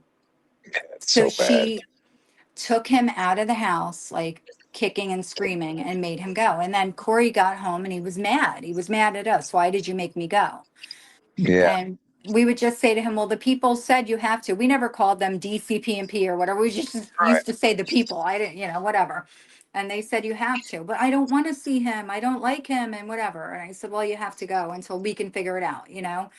And so the next visit, um, you know, Nikki calls me and the same thing is happening. So Stacy said, can Nikki go with us? Well, can your younger daughter go with us for the visit? And I mean, she wasn't a kid. She was of age. She was an adult, you know, so then Corey will go. And I'm like, I guess if she wants to go. Well, so Nikki went and she said it was really uncomfortable because Chris doesn't like her. She doesn't like him. And then Chris is like, I can't believe I have to have, he accused my youngest daughter, this drug dealer of, yeah, I have to have her supervising my visits with my son. Now he's calling my youngest daughter a drug dealer. I don't know where that came from, you know, but Right. that was what she was. And Bree was the drug addict. Nikki was the drug dealer. You know, it was like, you know, Chris had us all figured out, right? And I was Right. just the hoary grandmother, apparently with the drunk boyfriend with domestic violence issues. That was me. That was my title, right? And so Nikki went to that visit, and then Chris wasn't going to have that no more. No more. I can't have that drug dealer supervising whatever. So Stacy's like, okay, well, Corey's going to have to go with me, whatever. And I'm like, I'm not doing that to him. So the third time she came to take him for his supervised visit, and the same thing happened. Nikki called me at work again. Hi, baby. Okay. Do you want to sit in here for a minute? You got Oh, that. I'll be out in 1 minute, okay? Okay, that's you so go eat cute. your Spider-Man. I'll be out shortly, okay? So So, cute. so Nikki calls and Corey's doing the same thing. And I said, Nikki, put me on speaker. And she said, why? And I said, is Stacy right there, the social worker? She said, yeah. I said, put me on speaker. And I'm not going to say the word I said to her, but I said, get the fuck out of my house. I called her a different name too. And I said, and don't come back. Get out of my house. Like, I'm Yeah, done with this. Take me to this court, is do whatever you forced got to do. trauma. I'm Yeah, like, this you're is not doing forced this to him. trauma. You know, I'm Absolutely. like, you are here to protect children. You see what this is doing to him, and you don't think maybe there's a reason, and you're Yeah. going to make him go, whatever. So she They left, too and then, busy abiding by their job rules, and I have to do this, and I have to stick by this rule, and I have to stick by. You're not even putting the love of the child at first, no. And I think they felt threatened by his family and their money and their retired Absolutely. state trooper status. He's a cop and, whatever. Um, so it just got uglier from there, and the injuries got to be more and more. So, there, I finally, at some point, Bree has custody back. I don't, because Chris kept saying to me, I don't know why you can't give your daughter custody. Like, he kept trying to play like this, like, I don't know what was going on. He wanted Bree to have custody back so bad now, but yet she was this horrible drug addict, right? Go figure. Think? Do you think maybe he thought he could beat her instead of you? That is exactly what he thought. And I didn't know this until after the fact. But what am I going to not give my daughter custody back? She deserved it, right? So, Yeah. I wasn't going to stand in the way of that. But that's exactly, I still to this day believe that that's why he would argue with me. You're such a control freak. Give your daughter custody of her son and blah, blah, blah. And I'm like, there was really no reason for me not to, other than, what I now know, Yeah. that I think he did it he knew he could manipulate her, because every time he went to family court against me, he never won. He never won. Yeah. He didn't have pay stubs. He didn't have anything in order. And I always had everything in order, and he never won. Right. So, he gets arrested for the drugs in his car, and, Okay. he lost custody. And then there was a court hearing, 3 weeks after that, 2 weeks after that. I might have the dates wrong. I don't know. Um, and the judge says to me, okay, we're going to give him, he doesn't have to do supervised visitation anymore. And I'm like, he just failed drug Yeah. tests. Like, I mean, he was just just got arrested for arrested. drugs. He doesn't go for the program that he's supposed to go to. And okay, I mean, what was I going to say? He's the judge. What can I say? Yeah. Right. Like, okay, so that's that. And then Bree goes to pick Corey up on, I guess it was, we had Corey Wednesday, Thursday, Friday, Saturday, Sunday. We take him to school Monday morning. Chris would get him after school Monday night, Monday after school, send him to school Tuesday, keep him Tuesday night, send him to school Wednesday. So Bree goes to pick him up Wednesday after school. And he was in kindergarten in Monroe. Okay. And when Corey comes walking through the hallway with the teachers, they line the kids up to bring them out to meet the buses or their parents, whatever. Bree noticed Corey had, it looked like rug burn from his forehead, and from what you could see, just his face and stuff, all the way down. You got to shut the door, baby. And, so when she gets him home, she asked him what happened, and she gets him home. I'll be out in a few minutes. Okay, where's that stuff? That's Yeah. Pima's So stuff. cute. Oh, okay. I'll be out soon. I promise. Okay. Okay. I see you soon. Okay. Okay, baby. Sorry. So cute. She's fine. She's so cute. Thanks. So, she gets him home and she's, changing his clothes, and he's got this, what looks like rug burn down one side of his body from head to toe, and Yeah. bruising on like his chest and stomach. And, it looked like rug burn, like you dragged someone across the rug, and she finally said, Corey, what happened? And he said, my daddy made me run on the treadmill because I'm fat. And Bree said, are you kidding me? So she calls Chris, and, they exchange words, whatever. And, he's my son. I'll do what I'm going to, whatever I want to do. He's not going to sit over there with your fat mother and eat McDonald's all the time, and whatever. And so Bree made a report to DCPMP. That's abuse, right? Look at them. So they come Absolutely. out.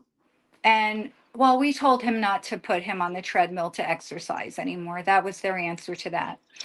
And the busted lip and all that. Oh, Chris was trying to kick a football and missed and kicked Corey in the mouth that second visit. So that was explained away.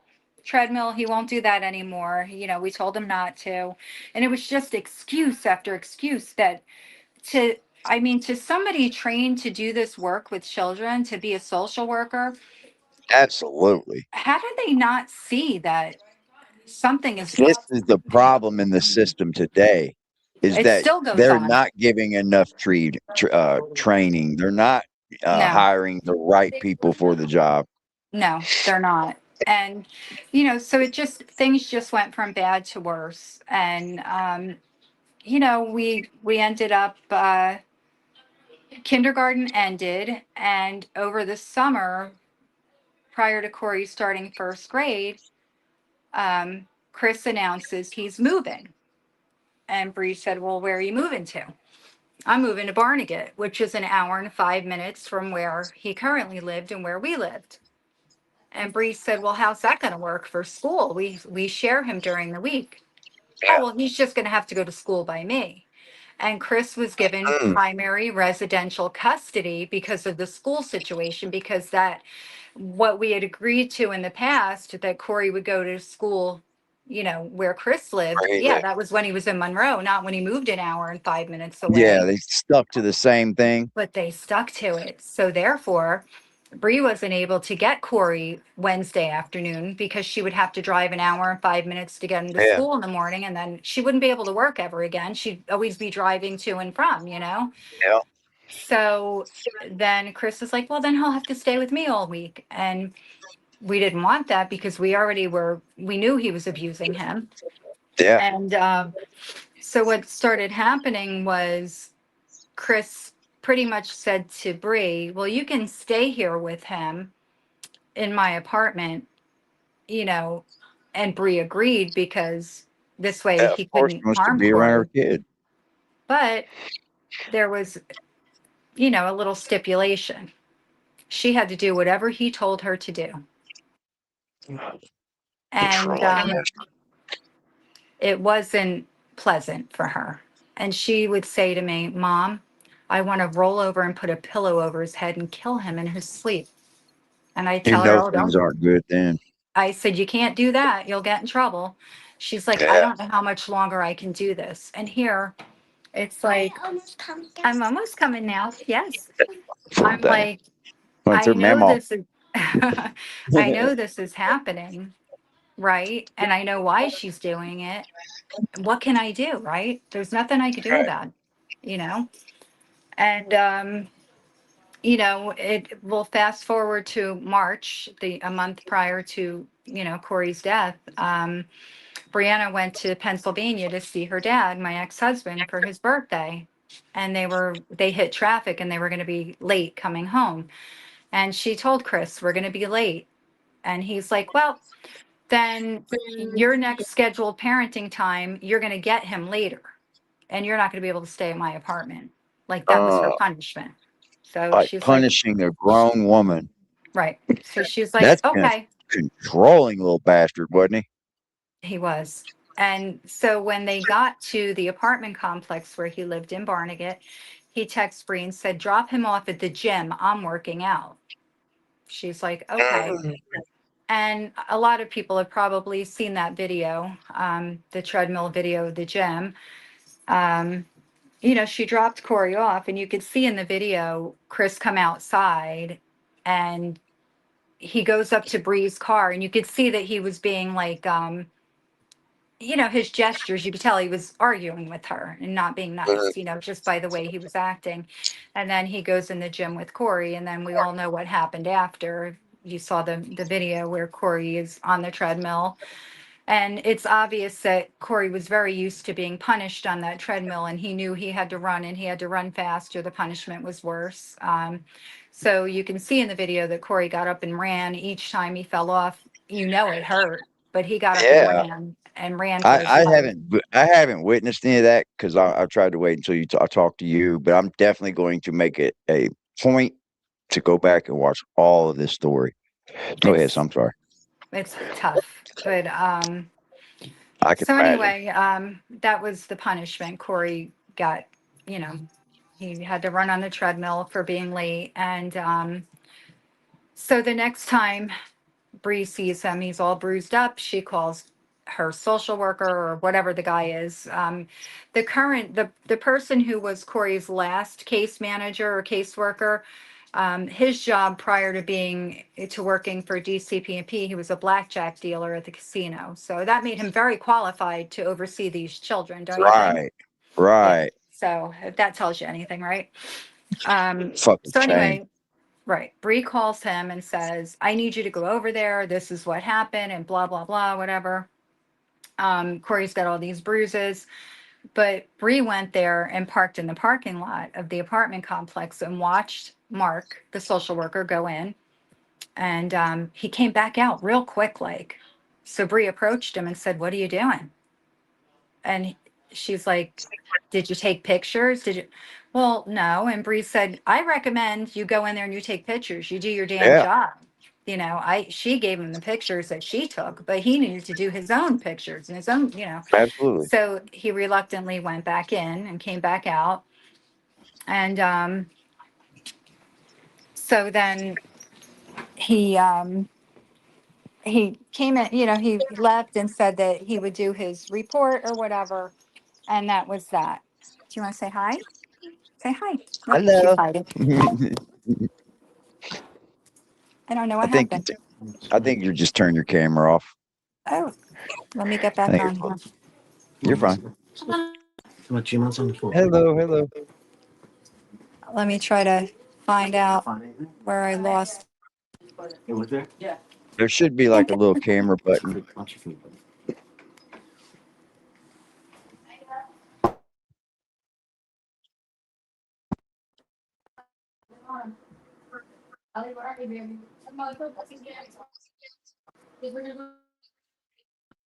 Stop tapping on that. It's not. That's a sad story, man. Come on, let's go for the jammy one. Oh, so guys, go. Look at this. Look at this. Oh my God. Look at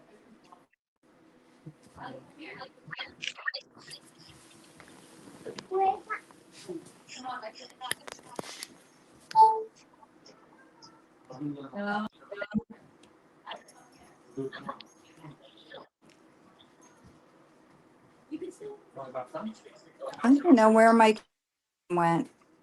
I'll tell you what. I'll just kick you off, and then you can hit the link again. That'd be All easier. right, I'm sorry. No problem, baby. Take your time. It's all good. She's all good. Shit happens. We'll bring her back up. I think we're close to nearing the end of this, so we can talk with Rebecca some more. I didn't want to look at any of this until I heard from Rebecca, her story. This is wild, dude. It is torture. It is torture to the 100th degree. And I don't know how you could do that to your own child. I'll speak a little bit more about it when we're done here, but I'm a man, so like I can think of outside the box of things like that. And my feeling is if you could do that to your own son, it's because you didn't love him. You didn't build that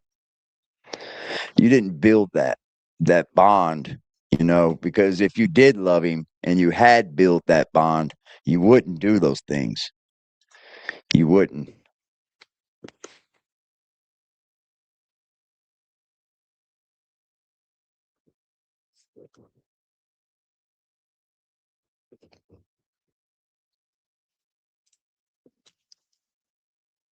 So sad, man. We do have that video as well. I'll show it when we're done with Rebecca and all that. I want Rebecca to finish up. Yeah, that is so sad, man.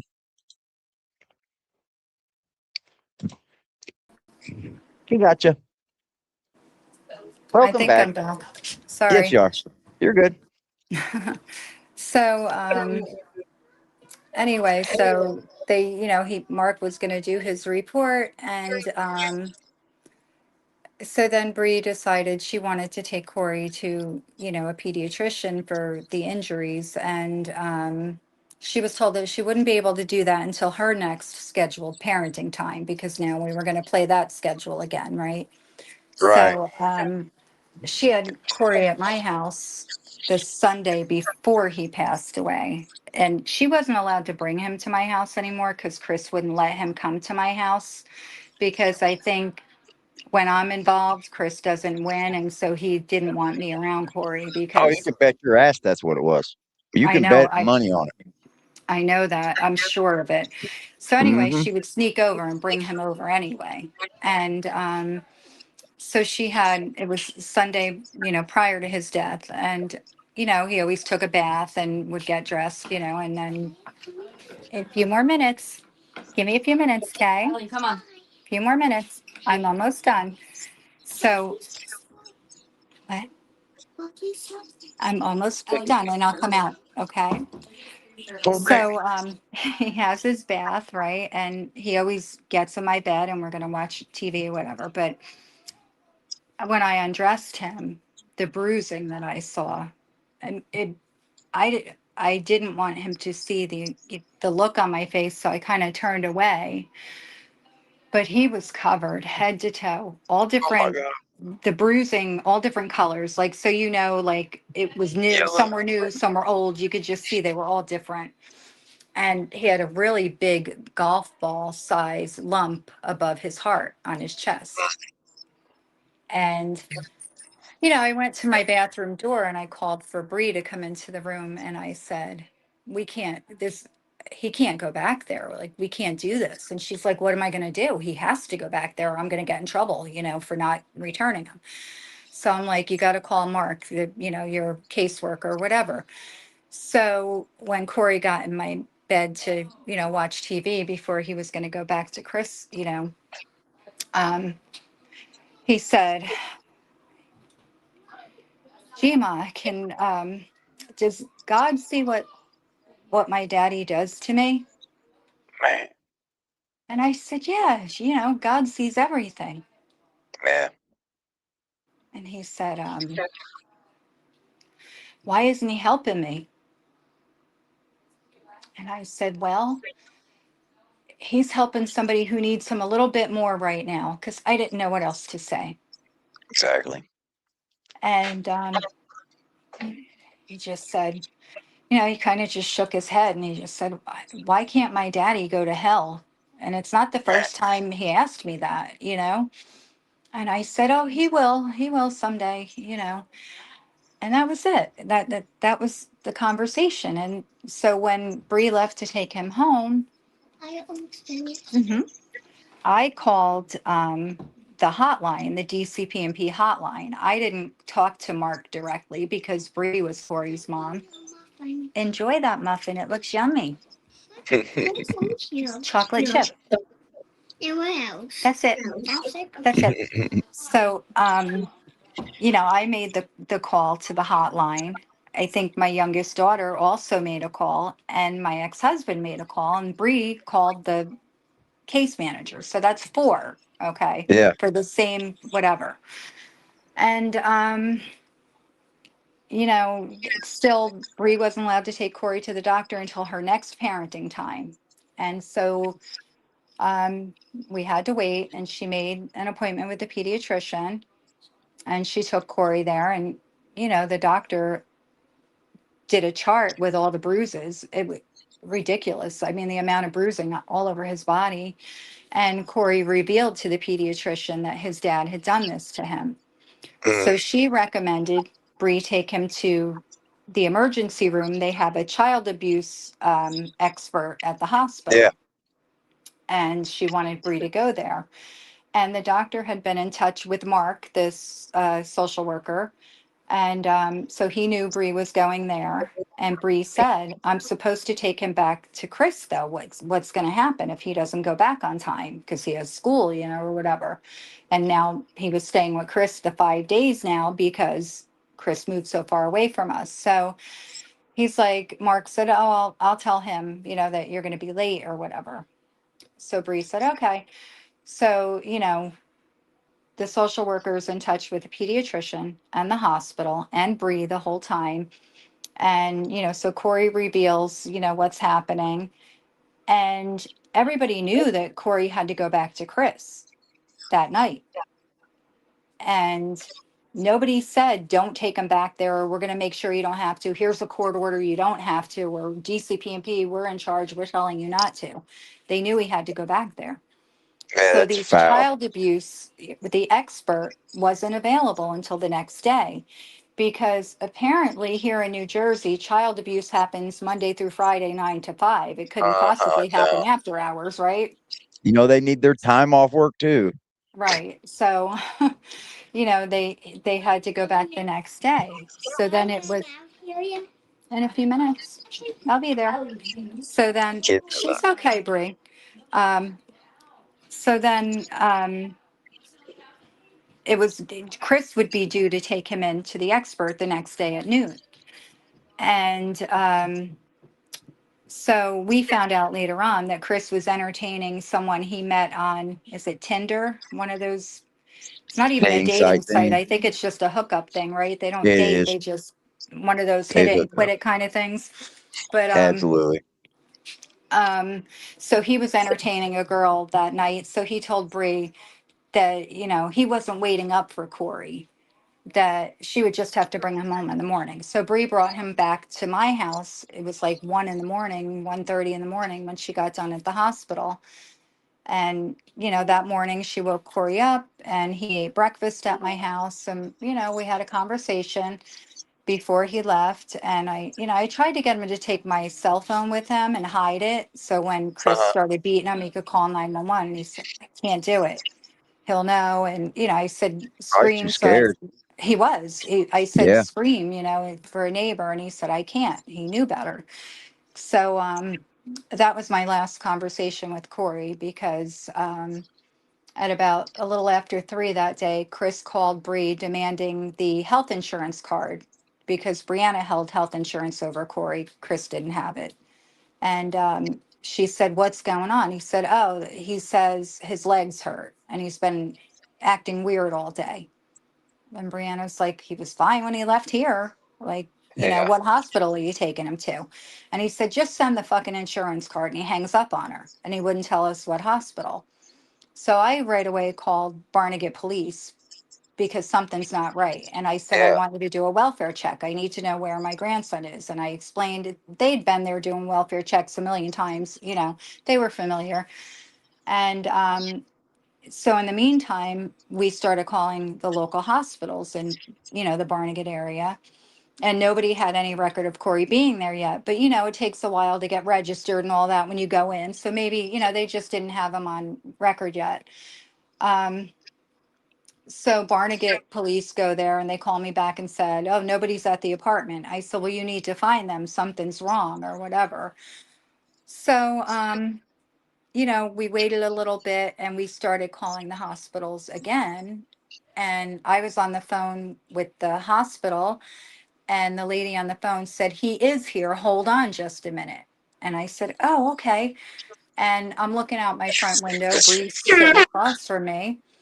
And 2 cops pull up in front of our house. And I'm like, oh, what now? You know, what did we do here? You know, I Yeah. figured it was something to do with Chris, right? And I'm watching this as I'm still on hold with the hospital. And one of the cops his cell phone rang, so he stopped to take a call. And the other cop rang my doorbell, and I saw Bree go to the door, and he said to her, "Are you Brianna Micciolo?" And she said, "Yeah." And he said, "Do you have a son named Corey?" And she said, "Yeah." And he said to her, "How long has he been dead?" What? And I looked at him and I'm looking at her, I'm on hold, and the other cop is running up to him saying, "No, man, no." Like, I guess the one cop didn't know they were coming to do the death notification. He didn't know why they were coming or whatever. Man. And Bree just collapsed, and she's like, You got the wrong kid, not my kid. He's 6 years old. Like, Right. it's not him." And, they're like, "Wait a minute, maybe we got something." Like, you know, everybody was so confused and nobody knew what was going on. And I believe they called an ambulance for Brianna. Well, me and my bright idea, I needed to go to the Gregor house, which was 5 minutes from me, because I needed to ask what happened. I needed Yeah. an answer. Of So course. the cops stayed at our house because they were afraid that Chris was coming there, because we didn't know this at the time, but he left the hospital and left Corey there and nobody knew where he went. So they thought he was coming to our house to do something to like us or something. So the cops were at my house. I wasn't supposed to be able to leave, but I just walked out and got in my car and left. And Yeah. I went to the Gregor's house and I rang the doorbell. And Chris's younger brother, Danny, came to the door and said, "What do you want?" And I said, "What happened to Corey? What did he do to Corey? What happened to Corey?" And he said, "Ask your daughter." And I'm like, "What are you talking about?" And he's like, "Get off my fucking porch or I'm going to blow your fucking head off or something." And all of a sudden, all these cop cars pull up, like 6 cop cars. I'm like, "What the fuck?" Like, I'm out of my mind because I just learned my grandson's dead. I think Yeah. he's dead. I don't know if he is. I don't know what's going on. And the cops walk up, and we must remember who David Greger was, right? Retired Hmm. state trooper, highly decorated at that. So the cop says Friends to in me, low places. "You like, what are you doing here?" And I said, "I'm trying to find out what happened to my grandson. Somebody came and told me he's dead. I want to know what happened to him." "Well, you need to leave here or you're going to jail." And I'm like, "But what happened to him? Can you call some, like," and just kept telling me, "Get in your car and leave or you're going to be arrested. Like, you got to go." And I'm like, "Oh, I see how this is," right? So I just got in my car, and I don't even know how I drove there, to be honest with you. I have no idea. And I Imagine. got home, and I get home and the cops are there. And then, we have 2 different townships, like Manalapan and Englishtown police are at my house. And then the Ocean County Prosecutor's Office comes and all these detectives. And now you have to leave your house. It's roped off with crime tape. They have to search my house. We had to go to the police station to be questioned. I'm like, "What is this? What is happening? Like, why are we being treated like we did something, right?" Yeah. So they question Bree first. So I have a friend who's a defense attorney. I've known him. I guess at that point I had known him about 15 years. So I called him and I said, "Jonathan, Bree's son was murdered by his father, but they have Bree in the police station questioning her." And he's like, "Oh no." He's like, "Tell him to shut that shit down. You have an attorney." Because I didn't know. I thought they were going to try to manipulate this to Of make it look course. like, Bree had done something. Yeah. So they left me outside at the police station. So I'm ringing the buzzer to try to get in. And I'm like, "You can't talk to her. She has an attorney." So they went in and said to Bree, "Your mom has an attorney for you." And she's like, "I don't need one. I didn't do anything. I want to Yeah. talk." So Yeah. Jonathan's like, "All right, then let her talk. That's fine." And then, she was questioned and she gave them her cell phone willingly. They had her phone for probably 3 weeks, 2 weeks. I don't know. It was Damn. a long time. And So they made her a part of that investigation as well at oh first. yeah, they searched Yeah. my whole house and took pictures of my house and went through all of our stuff, and we weren't allowed back in the house until they were done. And everybody in my house was questioned. And they didn't know what happened, because you know what they were told, right? "Oh, Yeah. Corey must have ingested dope. He must have got meth. He must have Mm. got something in that house." They were certain of that because we were just these terrible people. So they really didn't know. And I guess I can't blame them. They didn't know, so they had to do their investigation. So as everybody knows, anybody who followed the story, it lasted for quite some time. And he didn't get arrested for Corey's death right away. Almost.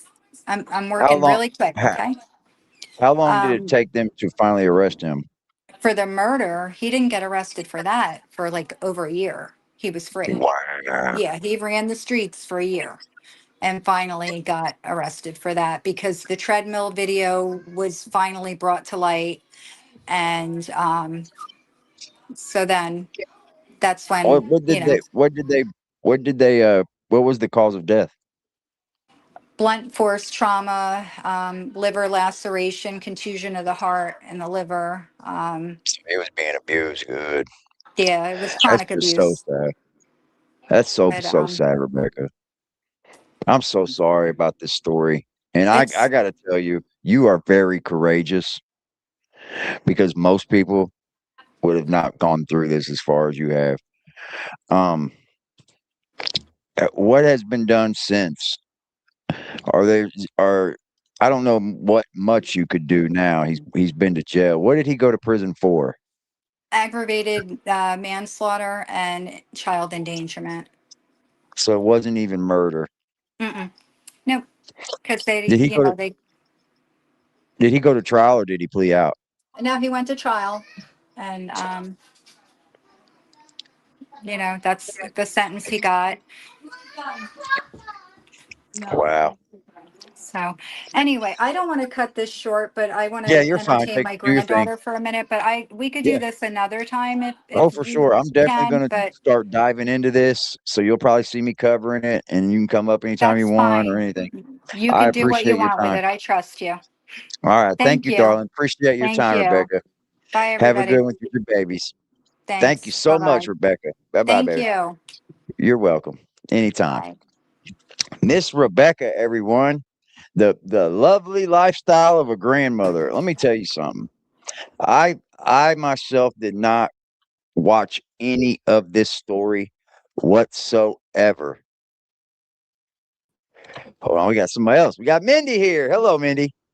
Hi, Hey, what's up? Rebecca, it's Cindy. She stepped down. Okay. Yeah, she's done. Yeah. I'm gonna bring I'm gonna bring up this video. It's the treadmill video, I believe. I honestly don't know how much I could take of following this story, man, because this is horrible. This is fucking tragic, dude. Do I have to shut off something? No, you're good. Oh, I'm good. I hear an Yeah, echo. you're good. Nope, you're doing good. So, is this what gym is this?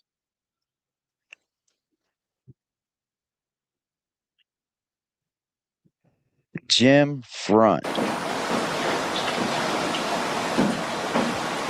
shut off my video.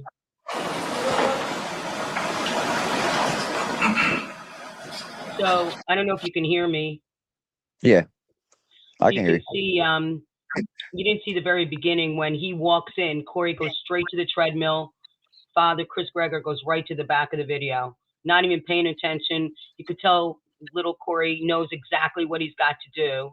And if you continue to play it, you'll see what he does. He comes over to him after he's running. Look how fast he runs. Check it out. you. That's crazy at the speed he's got him at. Check it out. This is Oh, like yeah. a full force run, dude. This isn't even a jog. Oh, no, you got to see. He's a strong, beautiful, amazing kid. I mean, crazy. Yeah, This you is, got to show him. I want to point out, look at the no emotion out of this fucking guy. Perfect. No Yeah, emotion whatsoever. absolutely. Absolutely no emotion. You'll see.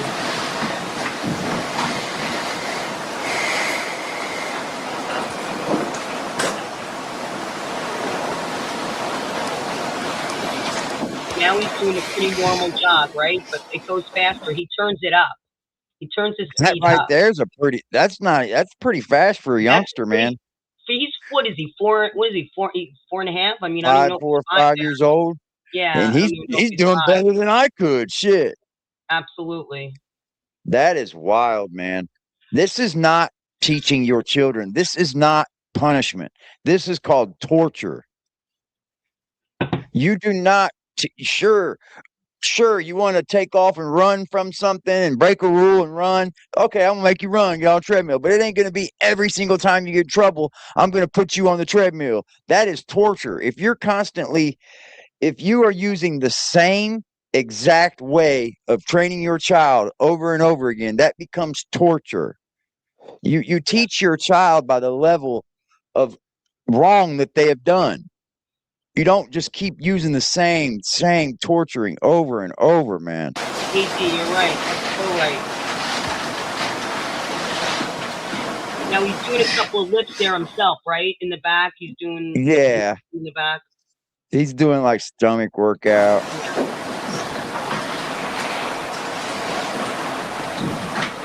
This kid's just steadily going, man. The youngster is going. Yep.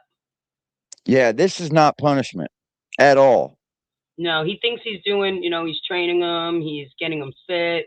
He didn't want him to be quote unquote fat. And I think his dad did that to him when he was younger. Like, he was very athletic. And kind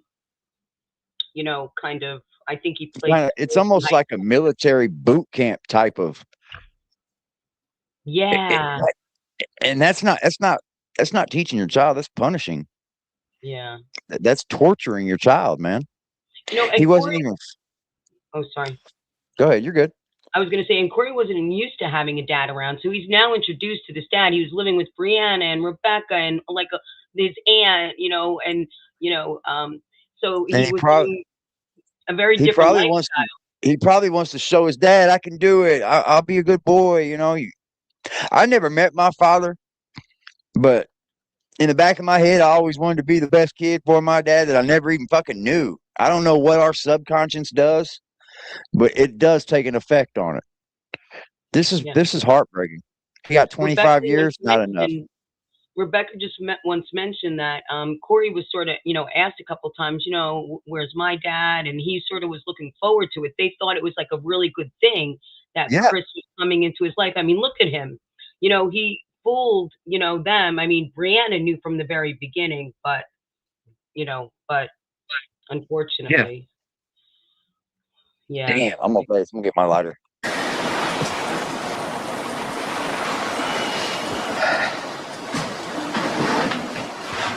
He's doing a little workout there.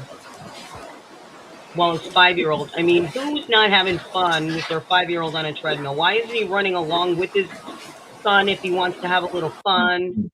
That is the you're trying to work on it, right? If you're having fun with your kid, same thing. If you're having fun with your kid on a treadmill, you run next to him, man, right? Yes. And you laugh, then when you get done doing that, you do bench press with your son. You do your sets with your child.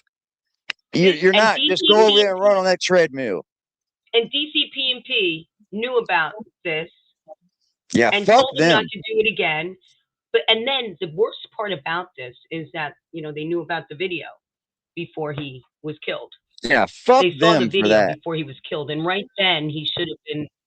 They should have been removed. Charged, he should have been all removed. That. He should have never been an opportunity for that to even go further.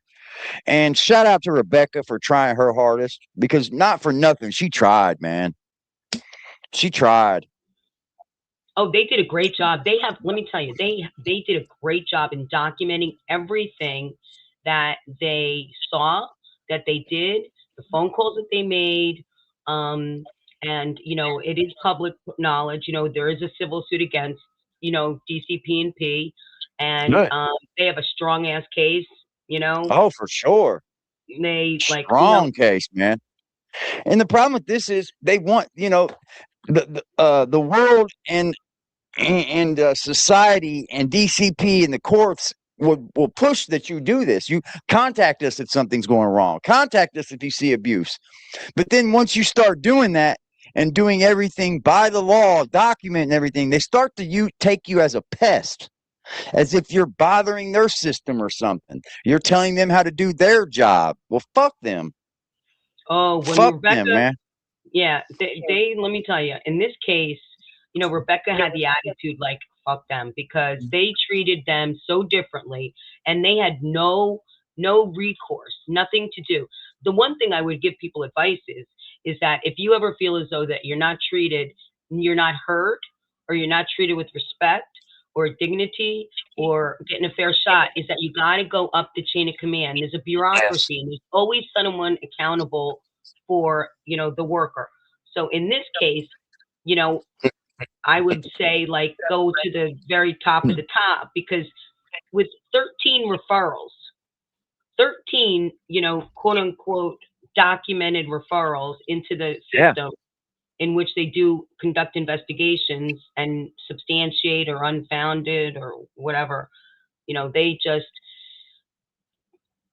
just have to do better. And with the 13 referrals, The whole, the documentation, they took hundreds of, they have pictures, they have hundreds of texts, and then they have some support and knowing like the back end, they have really, really, really good support system.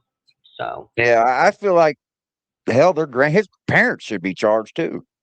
oh, well, yeah, I agree. David, you know what? It's documented. As a matter of fact, I used to work at DCPMP, right? And so Yeah. what I did is I started off when I was like 22. I did my student internship in college with what they call Okay. DIFES, Division of Youth and Family Services. And then I got hired like right away in June, like right when I was graduating. I was like 23 years old. I didn't know, I was not experienced in life, but what I was taught was the social work way. I got my bachelor's of social work and I was taught you respect both parents. The most important thing in a child's life is both parents, not the mother and the father. Fathers have rights too. And Absolutely. if someone sexually abuses your child, you still have to talk to them and deal with them and work with them, make sure the child's safe, but you can't, be a hater. Like you got to Yeah. be unbiased. You have to have that skill. If you can't do that, don't get Yeah. in the business. You know what I mean? If you're going to be a It hater. it And takes a special someone to be in that line of work. I'm sorry, it right. does. Well, Just let me like it tell takes you. a certain someone to be a cop or be a judge, it takes a certain someone to do that line of work, man. Yeah. Well, I love people and I treated everyone with respect. I started knocking on doors, knock, knock, knock.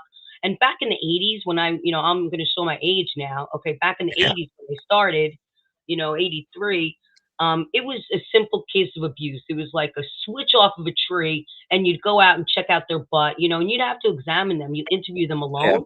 You interview Yeah. them in a safe environment where they feel secure. You establish a rapport with them and you basically, connect with them on a different level. You talk about school, you talk about what they like, what they don't like. You let them know why you're there. You're there to make sure that they feel safe and blah, blah, blah, blah, blah. Corey was never interviewed alone. Corey was never Oh, interviewed alone. As Rebecca said, he was interviewed on the lap of Chris Greger. Like, how do you yeah. interview a child um, in the presence of an abuser? So then I went up the chain of command. So I worked for DIFES for 35 years, for DCPMP for 34 plus years, from knocking on doors to supervising. And then I did litigation, I did adoption, I did foster care, I did, everything you can think of. So that's sort of like, so I've been, I met Rebecca in 2021. You know how I met her? I was retired and I was scrolling Facebook and I saw Brianna's post and I saw Corey's injuries and I saw it was my old office that I retired from, my office that I worked at, and I said, "What the fuck?" I could not believe the injuries. It was the injuries: a hemorrhaging eye, a split lip, um, bump on the forehead, then the treadmill, the torso, all the high risk areas that we were taught in Yeah. training that, Children are precious. They're not as tough as an adult. They're just their bodies aren't fully developed. Their poor organs aren't fully developed. and that's why they're more high risk the younger they are, right? The smaller Yeah. they are, the more younger they are, the more high risk they are. And Corey should have been considered, according to the DCPMP forms, considered higher risk. There was a referral when Rebecca was talking about Chris Greger getting one of the 13 referrals was on Chris Greger. Okay. It said that he used drugs, and the referral was there was concerns for Corey because he used drugs. I have the report. That's what I was going to tell you. Yeah, that he used drugs, but they didn't think it was a problem because Chris didn't do it in front of Corey, but they harassed Brianna. You know what I mean? I got that from Rebecca. I got that from Rebecca, that they were treating them a lot different than the Gregors. And that's sadly just what happens. Sadly, people that are in the positions like you were in, some of them can't be unbiased. Some of them will go into a case or go into a certain situation and then automatically pick which side should be the one that wins this. And that shouldn't be held by you. It just shouldn't. I got stories, man. Some of the people, I talked to people that I work with, and they were like, man, they didn't want to be under my supervision because I really cared. I put the families first. I made sure that they weren't biased. And sometimes I didn't agree with the workers. I wanted to keep siblings together instead of separating them. Isn't that the duty though? Isn't like the overall duty is to keep the people together? Okay. Yes. Okay. Except for when you get a worker that hates a biological family or biased against drugs, then biased that something's actually really bad's happening, and I get it then. Right. Drugs, somebody that hates drugs, somebody had a problem with their family on drugs, probably goes in and tears up a family over weed. I've seen that happen 1,000 times in my city. CPS doesn't always get the best light, because they are known for breaking families up. And that's just the sad reality of what happens when something like this is going on. Something needs to be broken up. Well, I'm sorry, but I'm watching this right now, and this man right here has no soul for that kid, man. Are you gonna? He has no fucking soul for that baby, and that's his own child. You can see he has no fucking emotion. He's doing a little workout.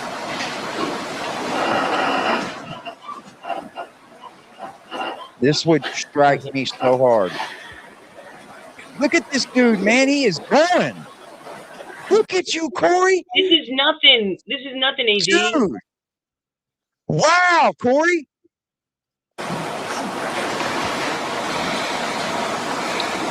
And you know what? I know, did we ever time it? I think during the trial, they timed it. The trial is streamed live. You know what I mean? Yeah, I'm gonna cover it. Right. I'm gonna go back and check it all out now. Yeah. I wanted to wait and just hear from Rebecca first, because then I didn't want to come in knowing things and gear the conversation some ways. I just try to be as open as I can, because me being a YouTuber, I could say, well, I don't believe this is not a case where I can say, well, I don't believe you, Rebecca, but you got to watch out for people like that. Rebecca's got the story. We know Rebecca's telling the truth. It's all over goddamn TV. Yeah. But I still wanted to be a little less not knowing, but goddamn, bro, when these are the things that hurt me the most, man, is when you start dealing with children. It's one thing to off your mama, Gypsy, but to harm your own baby, man, and to know that it was done with such fucking harmful ways.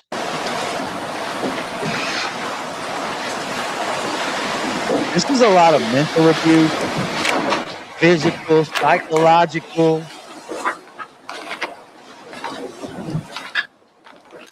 So now he's going over. No, he stops. Let Dad get his whole fucking workout in. I know. While he leaves him on. Runs by himself. Got his whole fucking workout in.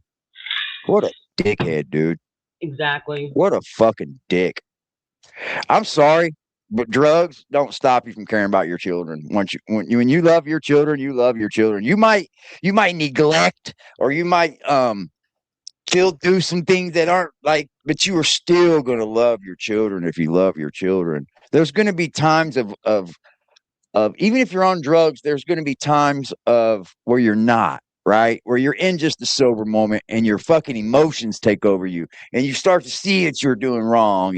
And that's just part of being a parent if you're going through things like that.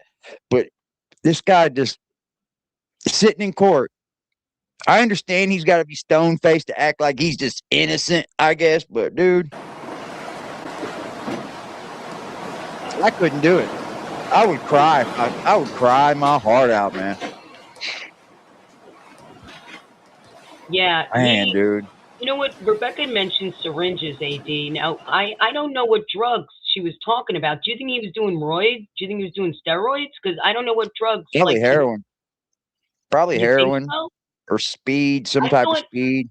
I know he was caught with coke, and I know he did coke and marijuana, but I don't know about what the syringes were for. Well, you can shoot cocaine too.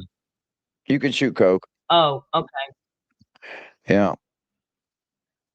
About this time too, heroin was really big. Fuck, man. Around this time, they were taking kids over marijuana. They don't do it so much anymore. Yeah.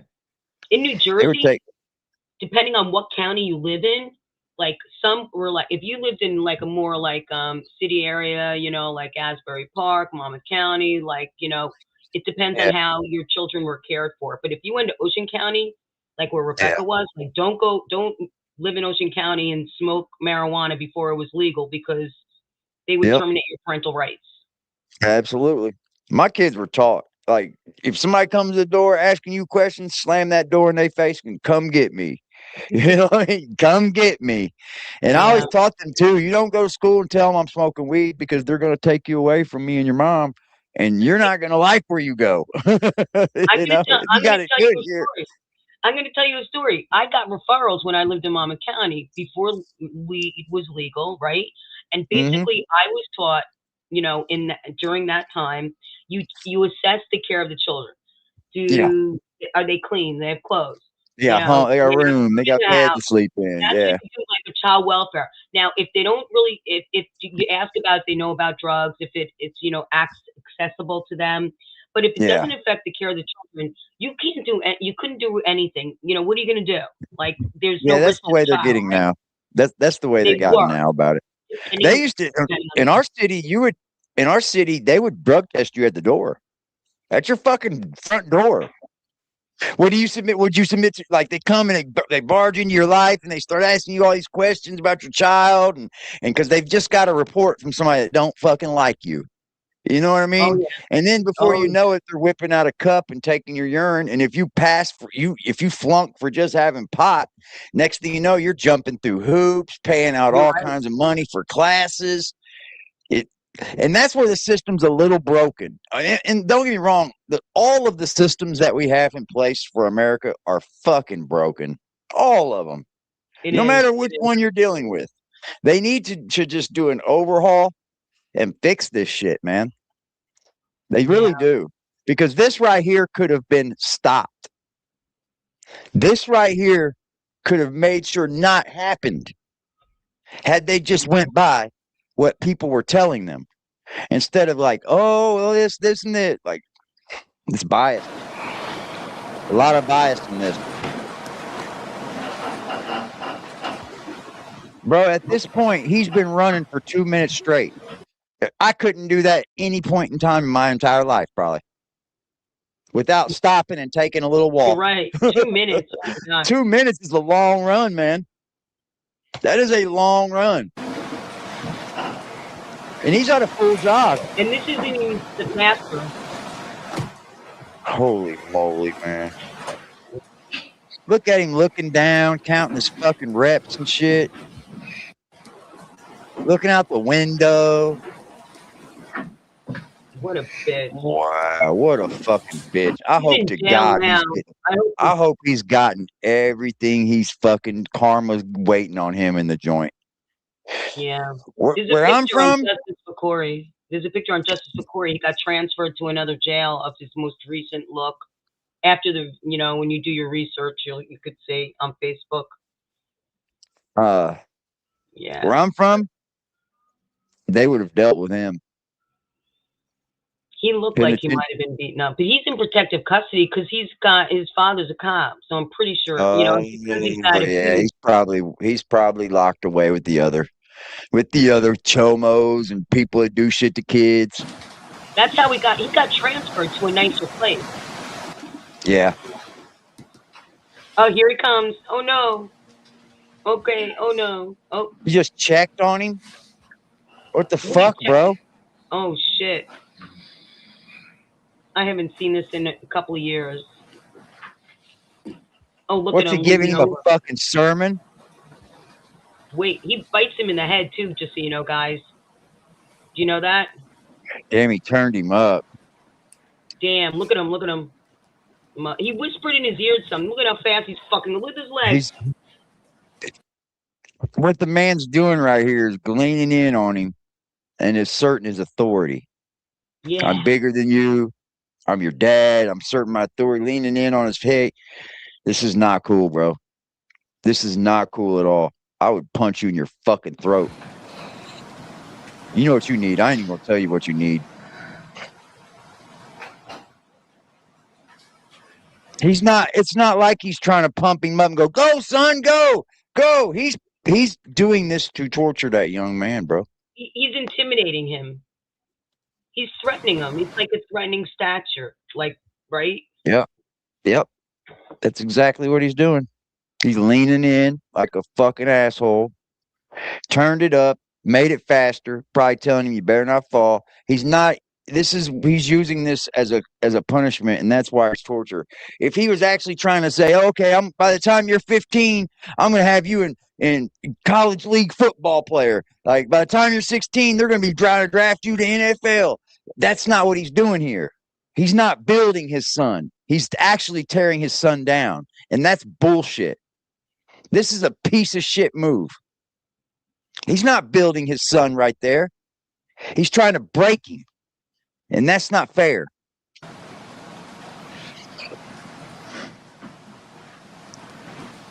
It's psychological way. Now he's going up again. He's going up again.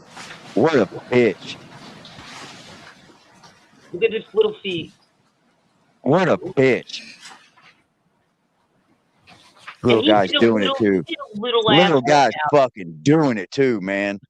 And he did a little ass workout too. He did a little yeah, he did. workout. Like, wow. Shout out to young man Corey up in heaven, bro. That young man was doing it too, man. He was doing it too. Isn't he amazing? Fuck you, Dad. Fuck you, Dad. Right. Fuck you, Dad. I can do it. Yep. He was probably jealous of him. Yeah. Probably outrun his pops. Yeah. Look at him, dude. He's full on sprinting. You're a bitch, bro. Now he leaves him. Look at him. Oh my God. You're a bitch. Now watch. Oh no, this is where I can't watch it. Count how many times he falls. Count them. 1. You're not going to be able to handle this, AD. I swear. That dude is wore out, bro. I can't watch this, man. I know. I can't watch it, chat. I know. I can't watch it. Nope, that'd be the last time I see that. I seen where he was going with it. I can't do that. Yeah. I would kill that guy. I'm not even gonna. Yeah. I gotta watch my mouth on here because these motherfuckers report me. Boy. You know what? That I'll tell you what. That video needs to be shown around the penitentiary he's in.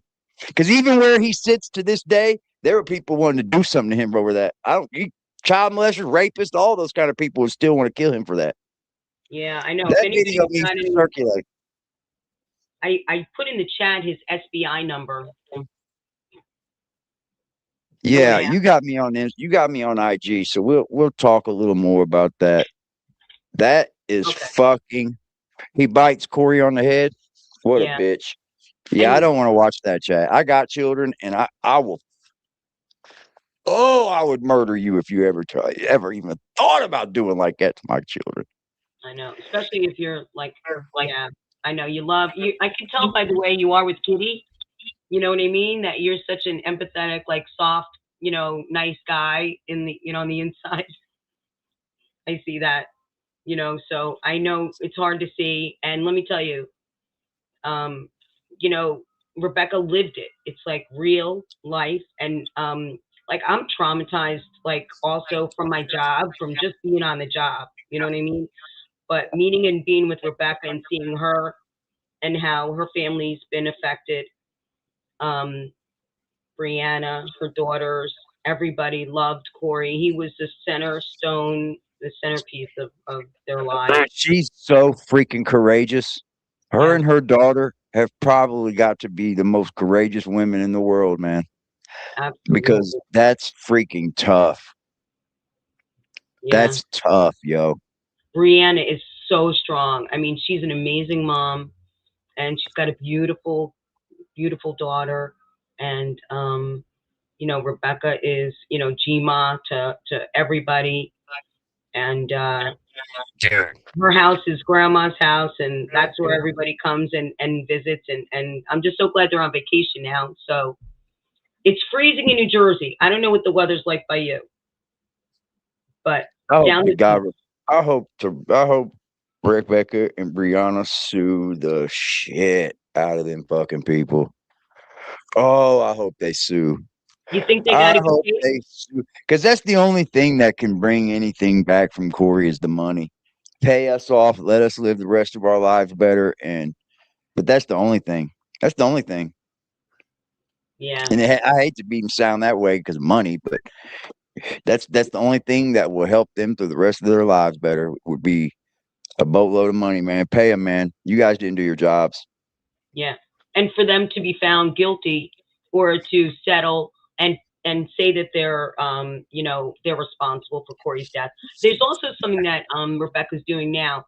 She met with like political people, and there's something that she's trying to get passed called Corey's Law.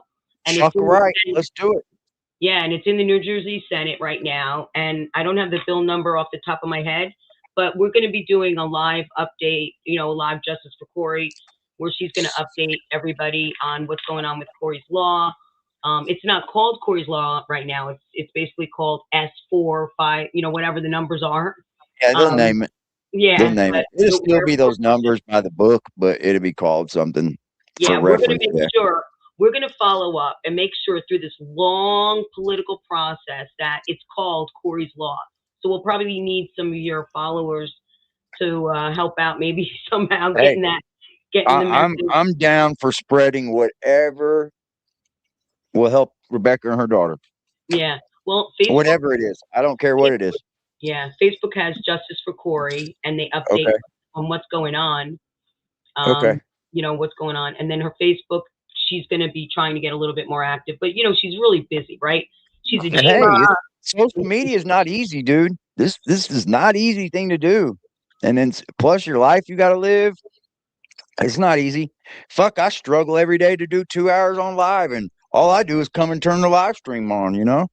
Setting it up, getting posting about it. This all is like, but whatever I can do to help Rebecca, absolutely, dude.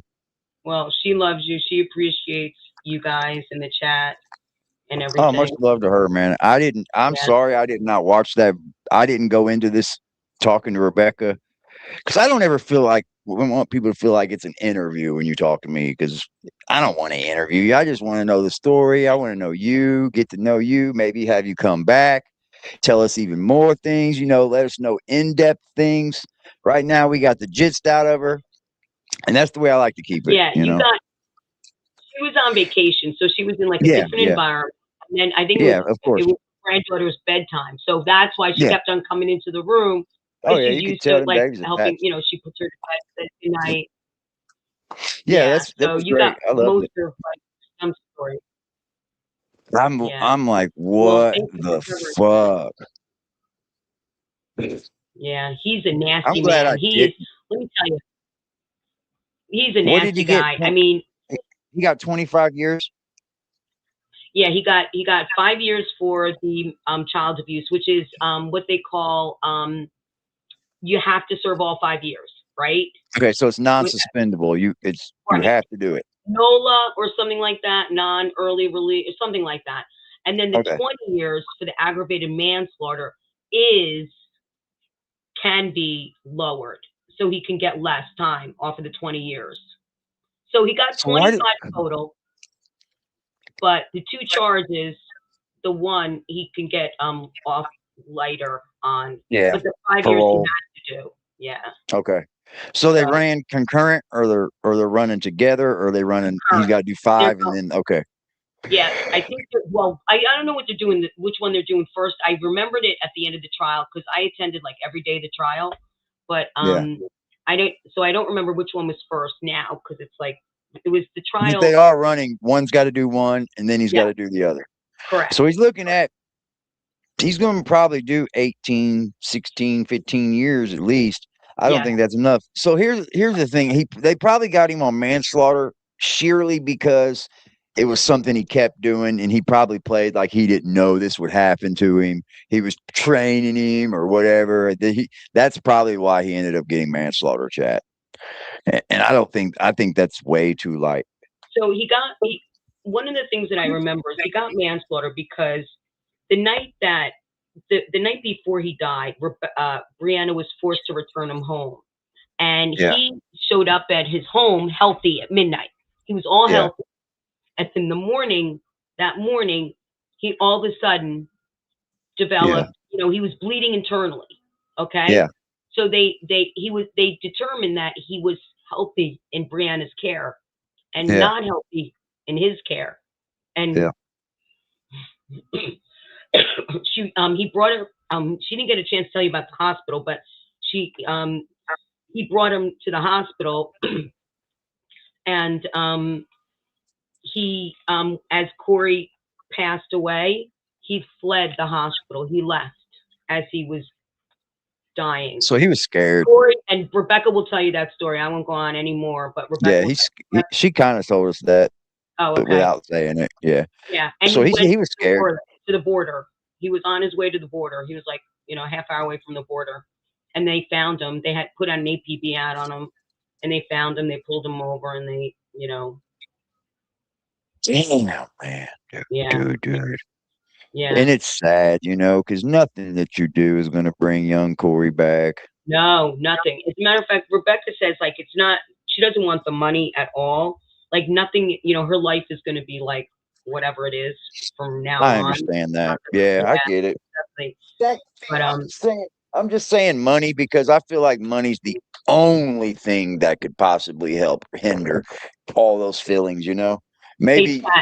Hey, Chad, I'm curious. Rebecca says that, like, if they don't, like, she almost hopes that they don't offer, her a lot of money because she would love to go to trial. She would love to go to trial and, have her voice heard again, and be able to speak it in front of, like, a jury, Yeah. And just like she can speak well, too. She can speak well. You understand everything she says when she says it. Like, she can speak well. So, yeah. God damn, bro. I cannot believe it. I know you're in shock right now. This is like, this was my job. Like, Yeah, I couldn't do it. The beginning, I used to have switches off the tree. And the last 5 years in Ocean County, we had murder, suicides. We had a girl overdose in a hospital. We had, just like, with what happened with, Corey, we had another guy, another little boy that was killed. Just 2 years ago, I got a good friend of mine, his neighbor, he didn't know anything about this, but I guess his neighbor had like a CPS visit thing, and they were burning their kids' feet with the like the iron you press your clothes with. Yeah. And they were burning their kids' feet with that, and they took the kids away. He didn't know anything about it or anything. It went right under the eyes of everybody, but somebody told on him. They know where to put the injuries to hide them. Now That's Chris Greger is so sad. stupid. Chris Greger had the injuries out in the open, right? If you go see some of the injuries, if you go to the Justice for Corey, whatever, if you look into it, the hemorrhaging eye and all those other pictures. But Yeah, he didn't hide the injuries. He didn't hide them, and he still got away with it because he knew how to, like I Finesse it. told him in the chat, like a Ted Bundy. He was like a handsome guy who knew how to talk. He was a finesser. Yes. That's what you call somebody that knows how to finesse the system. Yeah. I can't watch that video, Chad. I'll have to watch that offline because that's going to cause some emotions. You're gonna have to smoke right? You can light up right now. It's I going don't to cause emotions. I've been smoking already. Okay, cool. Okay, That's cool. that's too tough, man. Like that's way too tough. The way he put that his own child's body back on that treadmill and his legs just was collapsing. Bro, you're a piece of shit, bro. It almost makes me want to break into prison. Ain't that something?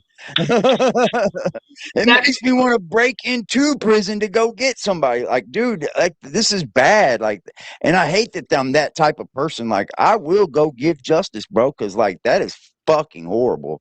And believe it or not, no matter where he is in the system, there's somebody that might want to do something to him over that. I hope they If know. the wrong person sees that video, if the wrong person in the system sees that video, he will get fucking dealt with. Because the way I just felt it, if I was in a cell right now and I seen that video and he was in the cell below me, I'm getting up out my room, marching down in there and walking right in that man's fucking cell and doing something to him. I wonder what they know. That young man couldn't. I would love to know what's going on in there. So would Rebecca. There's ways. I mean, there's ways of possibly getting it around.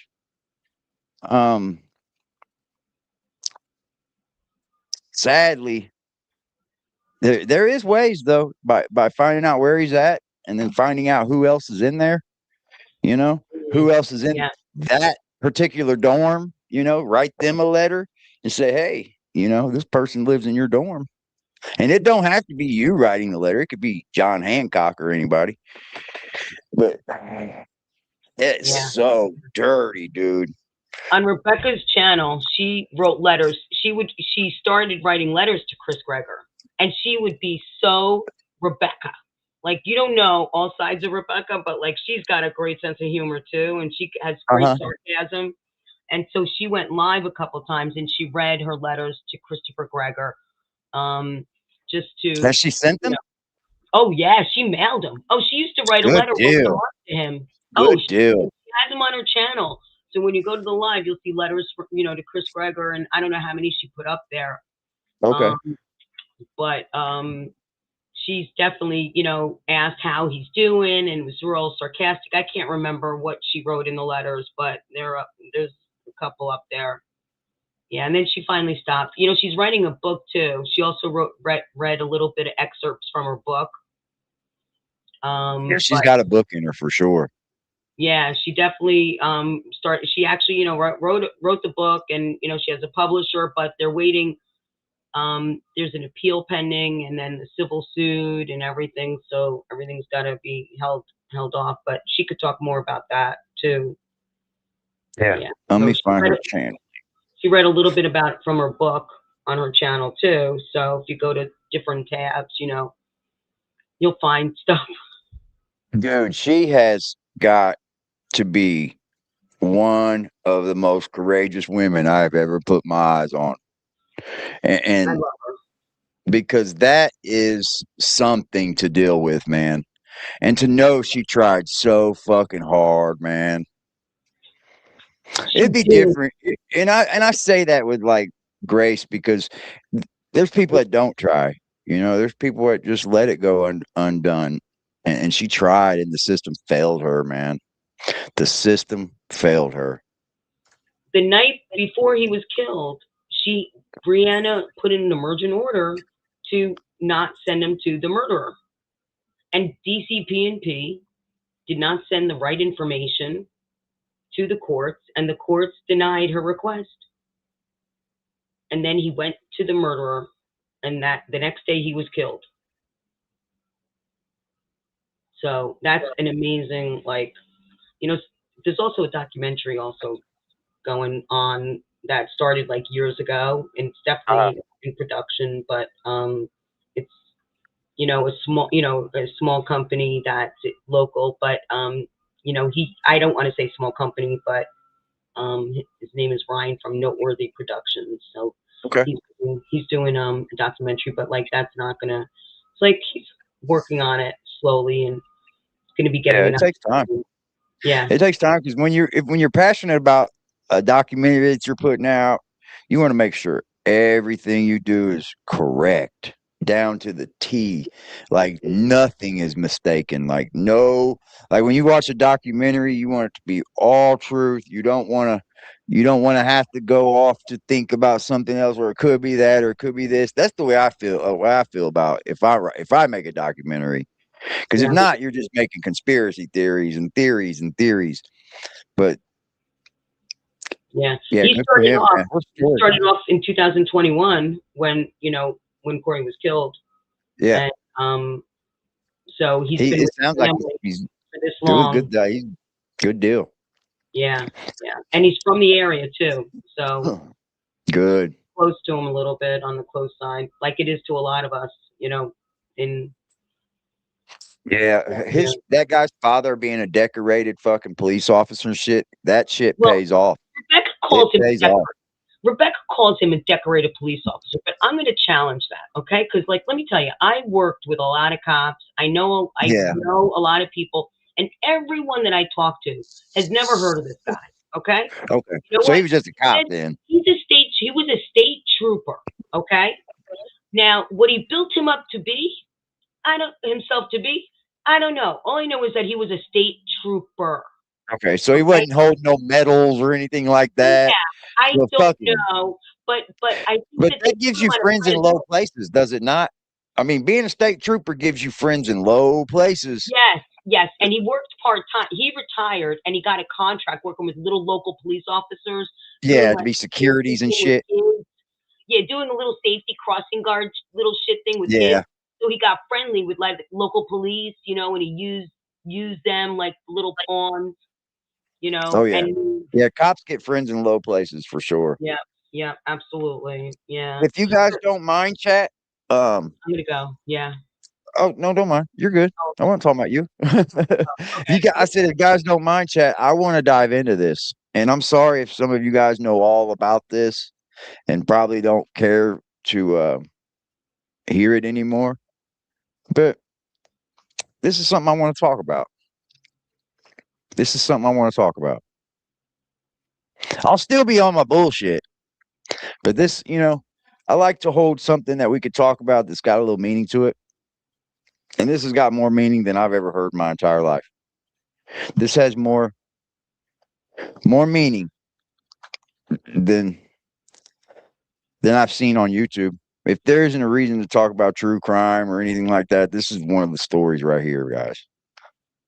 Because no matter what we do, it's not going to bring Corey back. Nothing's going to change the situation. But we can put lights on the system. We can shed light on the system. And we could give them hell. That's the way I feel. Give these people hell. Fuck that system. I don't care for it. I know there's good people. Like Miss Mindy was probably a great person that worked for the system. But there are a lot of people that don't care too, that are just there to get a paycheck. And I think the system's even broken much further than those people. Just the people out doing the groundwork and starting the thing.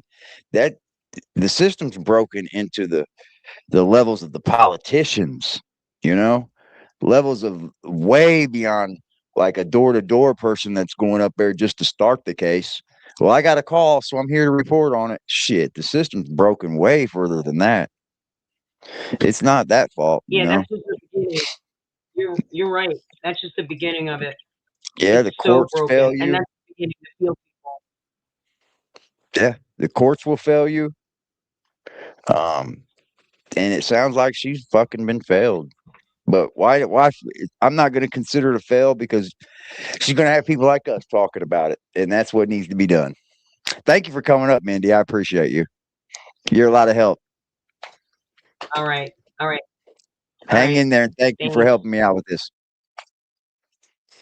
That's Mindy, y'all. She helped me get in touch with Rebecca and stuff. And as you know, she knows Rebecca. Woo!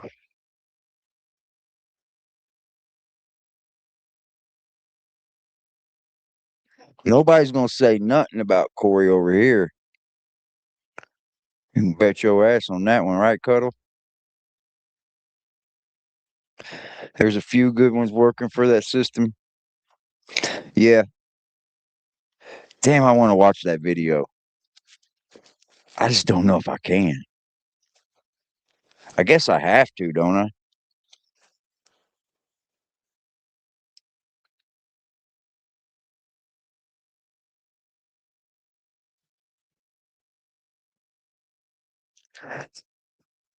I don't know, man. I'm not laughing because I'm trying to laugh because like sometimes I do that when I'm shook up, but it's not a laughing matter. Like I don't know if I can watch it.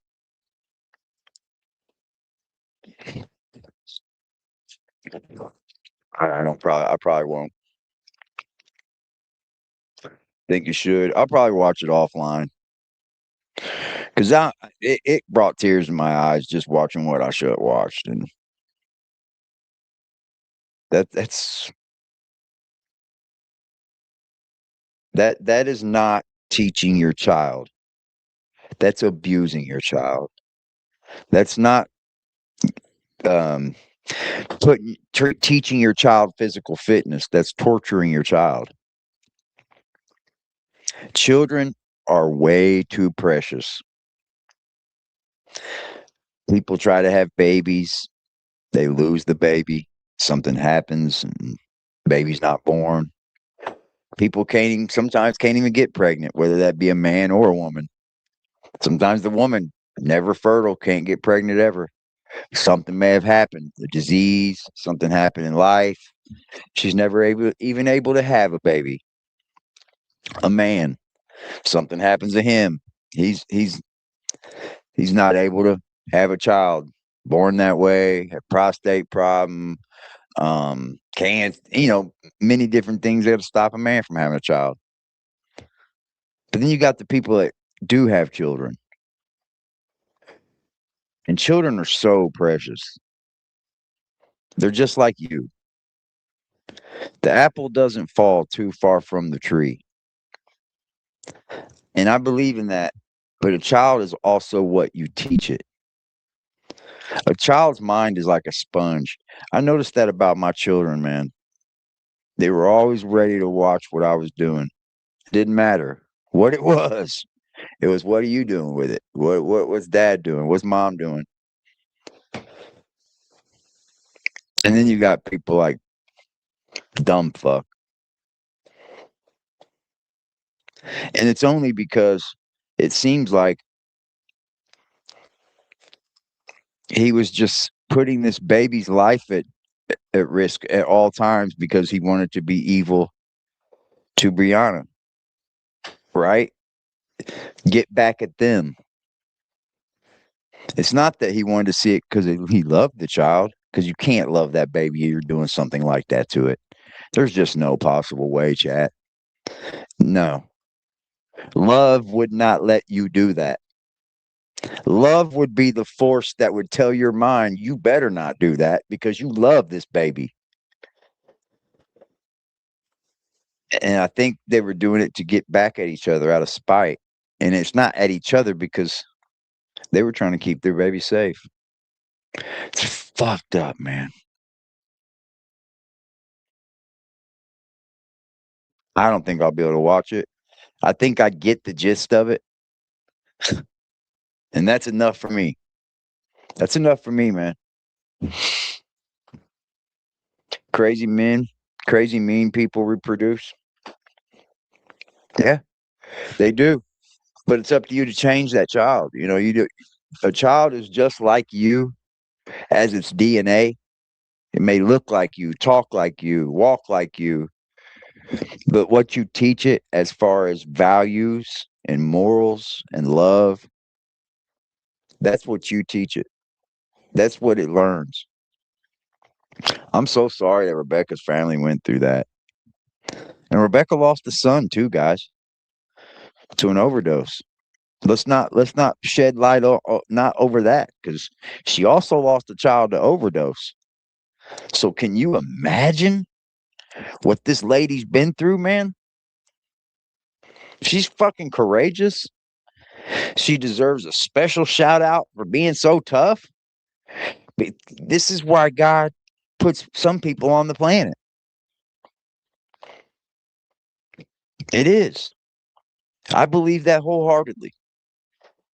God puts people like this on the planet because you're like a superhero. You kind of are.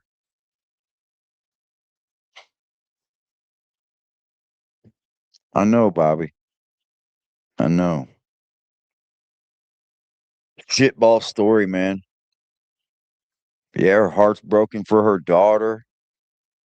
Her son lost to a drug overdose, man. You never want to lose your child. You never want to lose your children, your grandchildren.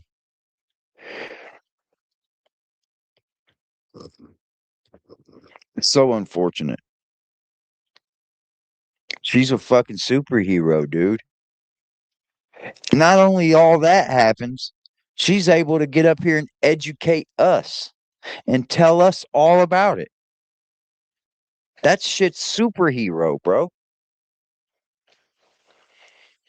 These are the types of people God puts on the planet, man, for the good portion of us, for the better part of the planet, because she's going through all of that. And then not only is she going through all that, she's able to get up here and tell me and 100 other people all about it. And she didn't flinch. She did a couple times, but that's understandable, right? So yay rah to her, dude. That is commending, and that's something to look up to. That's very it's awesome. That's awesome. How you doing, Kitty? Chat, it's Friday night. How you guys doing? Thanks for hanging out with me, man. We had almost 100 people in here listening to Miss Rebecca.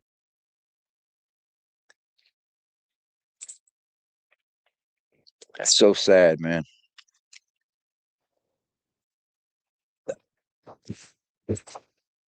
Gino came home only because Corey died. It's a good possibility that was the cause of his overdose.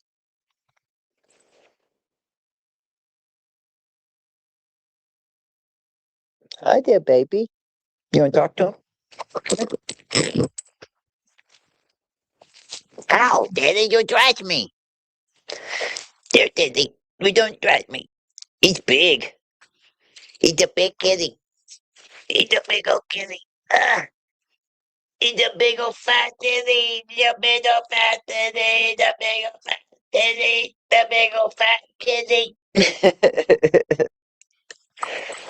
He's my buddy, man. He lets me do whatever the fuck I want to him.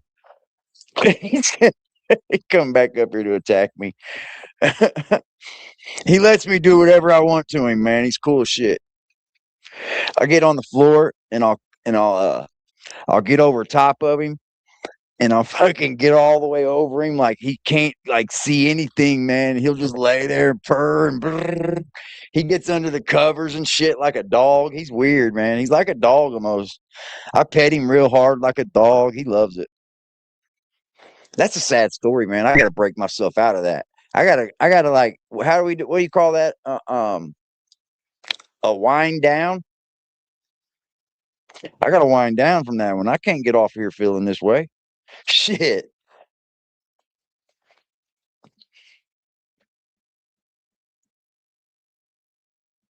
You know what? That's what I always thank my mama for, man. She kept me pretty safe. And I know I'm not saying anything about Rebecca. She tried.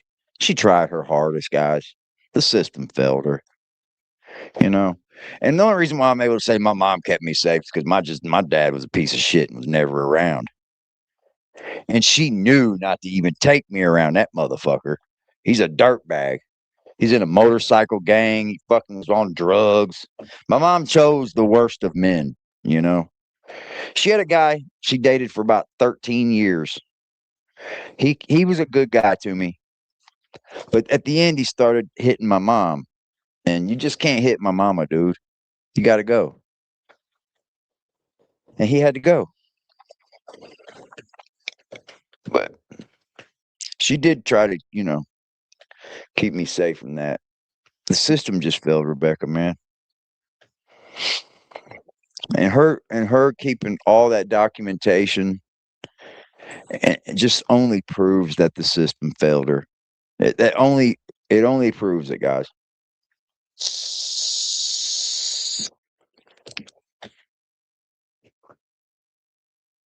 But she's got some other babies up in there, don't she? Shout out to that, Rebecca. You got some more babies. They love you too. Corey's in there somewhere. Corey's coming. And one of them babies. He'll be looking back at you. They said Rob Bass died. I just seen that tweet. No, it was Instagram. Shout out to Angel Crispin. Angel Crispin says R.I.P. Rob Bass. I don't know if you guys know who Rob Bass is. Rob Bass and DJ Easy Rock.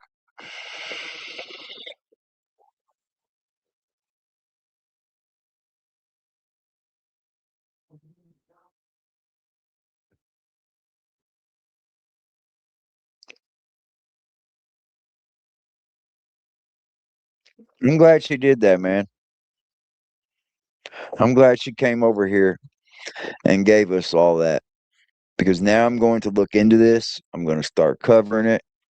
I don't know. We'll start, I guess. Or Mindy will show me where to start, I'm sure. I'm gonna lean on Mindy for that. Thank you guys for hanging out, man. Much love to Rebecca.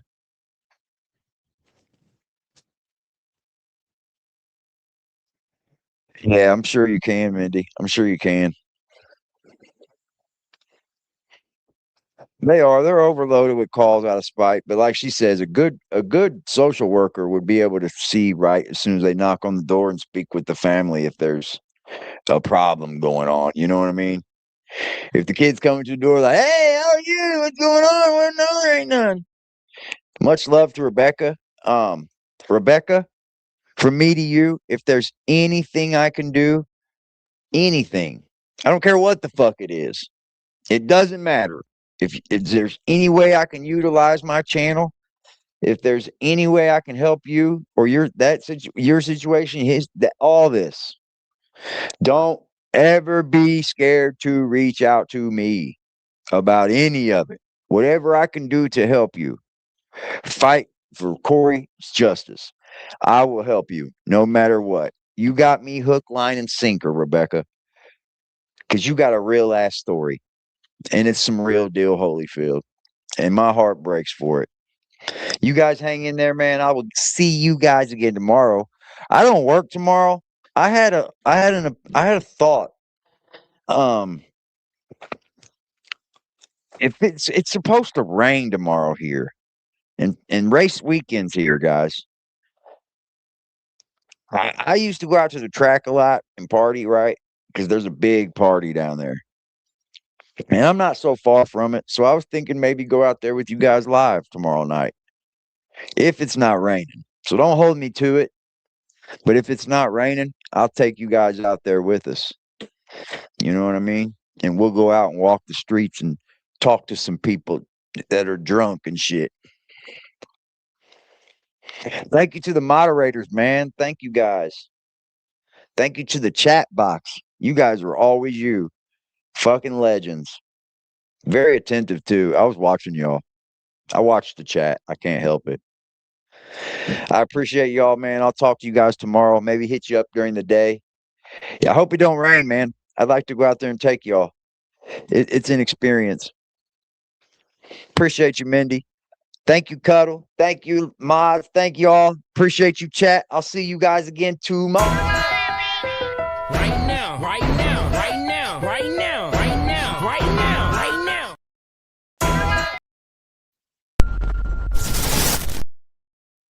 Damn, I'm hitting all the buttons over here.